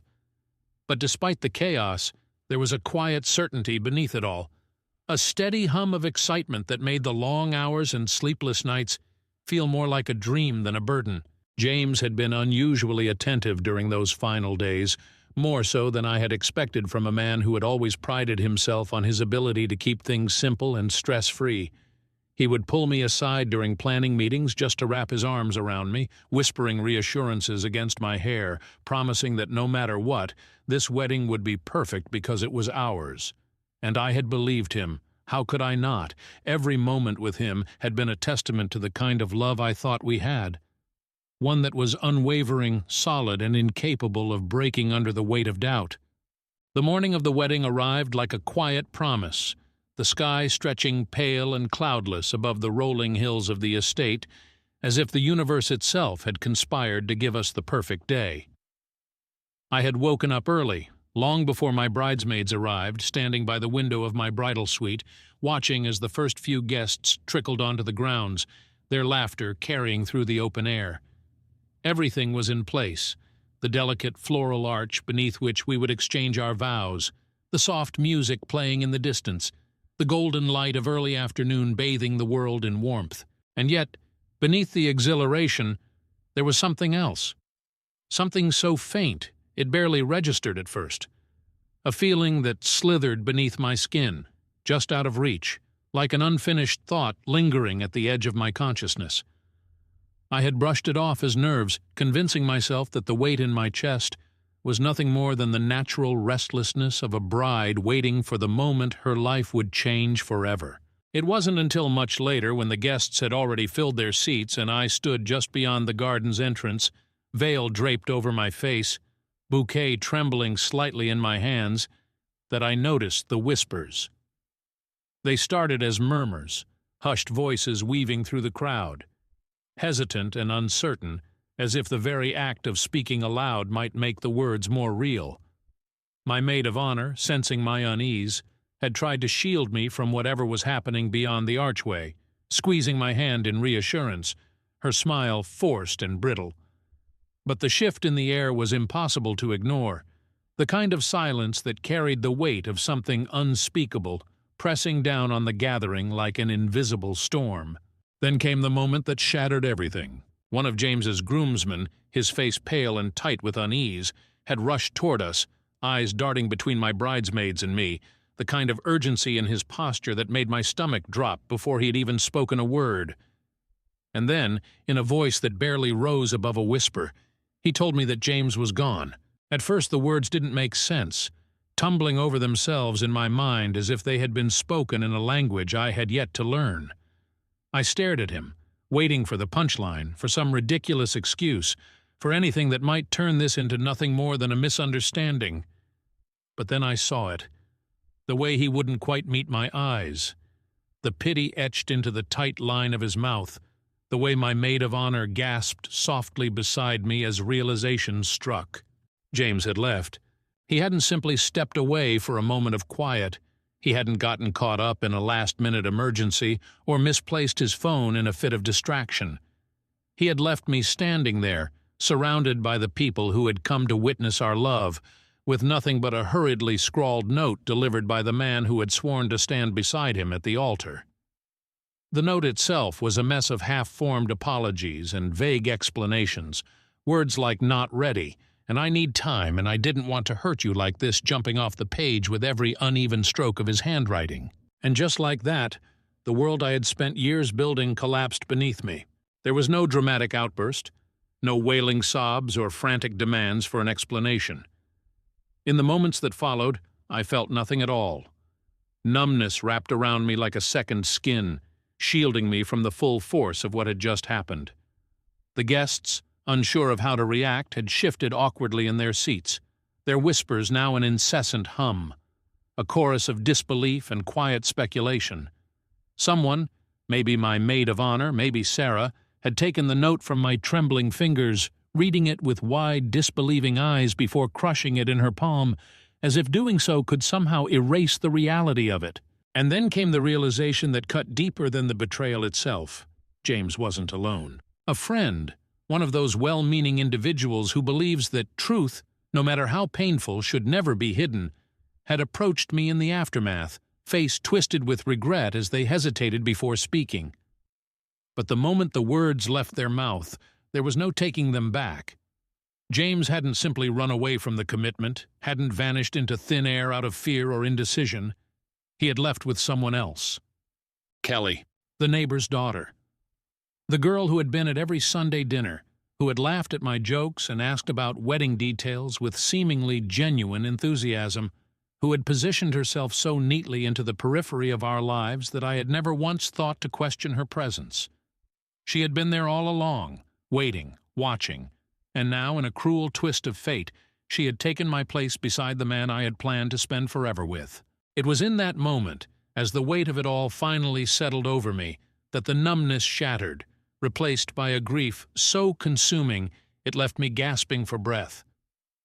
The world blurred around the edges, voices fading into an indistinct hum as my vision tunneled, as the carefully constructed image of the life I had imagined burned to ash before my eyes. And yet, even through the devastation, even as I stood there in the ruins of everything I had once believed in, a single thought pushed its way to the surface.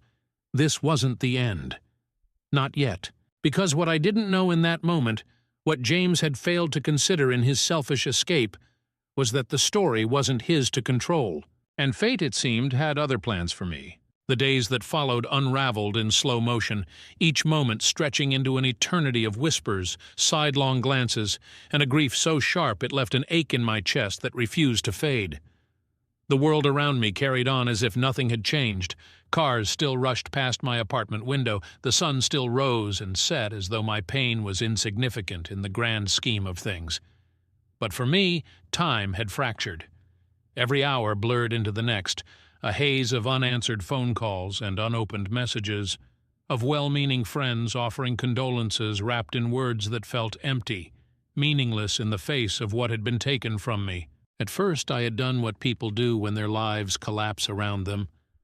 I tried to disappear into the silence, convinced that if I stayed still long enough, if I avoided the pitying eyes and the murmured reassurances that I would heal with time, maybe I could press pause on the unbearable reality of it all. But grief, I learned, is relentless. It doesn't wait patiently at the edges of your mind, allowing you the luxury of avoiding it until you're ready. It seeps into everything, creeping into the quiet moments between breaths, curling around your thoughts when you least expect it, until even the simplest actions, picking up the phone, opening the curtains, stepping outside, become insurmountable tasks. And yet, amid the chaos of my unraveling, there was one voice that refused to be drowned out, one presence that remained steady when everything else had crumbled: James's father, Tom. Unlike Sarah, who had reached out within hours of the wedding's collapse, her messages full of apologies and sorrow and promises that she had no idea her son was capable of such cruelty, Tom had remained silent. In the beginning I had assumed it was because he, too, had chosen to stand by James, to offer him the kind of quiet support that parents extend to their children even when they don't deserve it. But when he finally called, his voice steady, measured, carrying none of the frantic emotion I had come to expect from the conversations surrounding this disaster, I realized that his silence had not been an act of indifference but of calculation. He had been waiting, watching, deciding what to do next. When he asked me to meet him for dinner, I almost declined, exhaustion pressing heavy against my limbs, the thought of stepping into a public space unbearable in my current state. But something in his tone, in the quiet authority he carried so effortlessly, made me hesitate, made me say yes despite the overwhelming urge to refuse. Sitting across from him in the dimly lit restaurant, I saw none of the warmth that had once colored his interactions with James, none of the quiet pride that had always softened his otherwise stern demeanor. Instead, his gaze was sharp, his expression unreadable, and when he finally spoke, his words carried the weight of something final, something irreversible. He had always known, he admitted, that James was not the man I believed him to be. It wasn't that he had foreseen this exact betrayal, but there had been moments, small, fleeting instances over the years, where he had seen the cracks beneath the polished exterior, the selfishness hidden behind the charm. He had spent his life hoping that James would grow into the kind of man worthy of the love he had been given. But now, watching the aftermath of his son's choices, he realized that hope had been misplaced. And then, in the quiet, deliberate manner that was so distinctly Tom, he told me the part that left me breathless. James, he explained, had always assumed he would inherit everything: the house, the estate, the business ventures his father had carefully built over decades. It had all been laid out for him, an inheritance he had never questioned, never considered he might have to earn. But Tom had seen something in the past few weeks, something that had shifted everything he had once believed about legacy and family and the weight of responsibility. He had seen how James had thrown away a future built on love and trust, how he had walked away from everything without so much as a backward glance, how he had placed his own fleeting desires above the people who had given him everything. And Tom had decided that James would receive nothing. The will had already been rewritten, the documents finalized, the signatures inked onto paper that now carried a truth that James had never once considered a possibility. Everything, the estate, the family investments, the properties that had stood as monuments to generations of hard work, would go to me. For a long moment I couldn't breathe. The weight of his words settled over me like a tidal wave, drowning out the clinking of silverware, the distant hum of conversation that filled the space around us. It made no sense. I had lost everything, had watched my future disintegrate in the span of a single cruel afternoon, and yet here I was, being handed a legacy that was never meant to be mine. I opened my mouth to protest, to tell him that this was madness, that I had no claim to any of it, but he held up a hand, silencing me before the words could form. This, he explained, was not about revenge. It was not about punishing James for his actions, though he would be lying if he said the thought didn't bring him a certain satisfaction. This was about something more, about ensuring that everything he had built, everything that had been passed down through his family, did not end up in the hands of a man who had proven, time and again, that he was unworthy of it. It was about doing what was right, even if it was unexpected, even if it left people questioning his decision. And so, with the stroke of a pen, my world shifted once again, not back to what it had been before, but into something entirely new, something I never could have anticipated. James, of course, was furious when he found out, when the reality of what had been taken from him truly settled in. He called me, his voice dripping with the kind of entitlement that had been bred into him since birth. He demanded explanations, insisted that I had manipulated his father, that I had no right to any of it. He called me selfish, accused me of taking what wasn't mine, but even as the words spilled from him in a desperate attempt to regain control, I heard something else beneath them. Panic. For the first time in his life, James had lost. And as I listened to him, as I let his anger wash over me without reaction, without response, I realized something that should have been obvious from the start. This was not my loss to mourn. This was my beginning.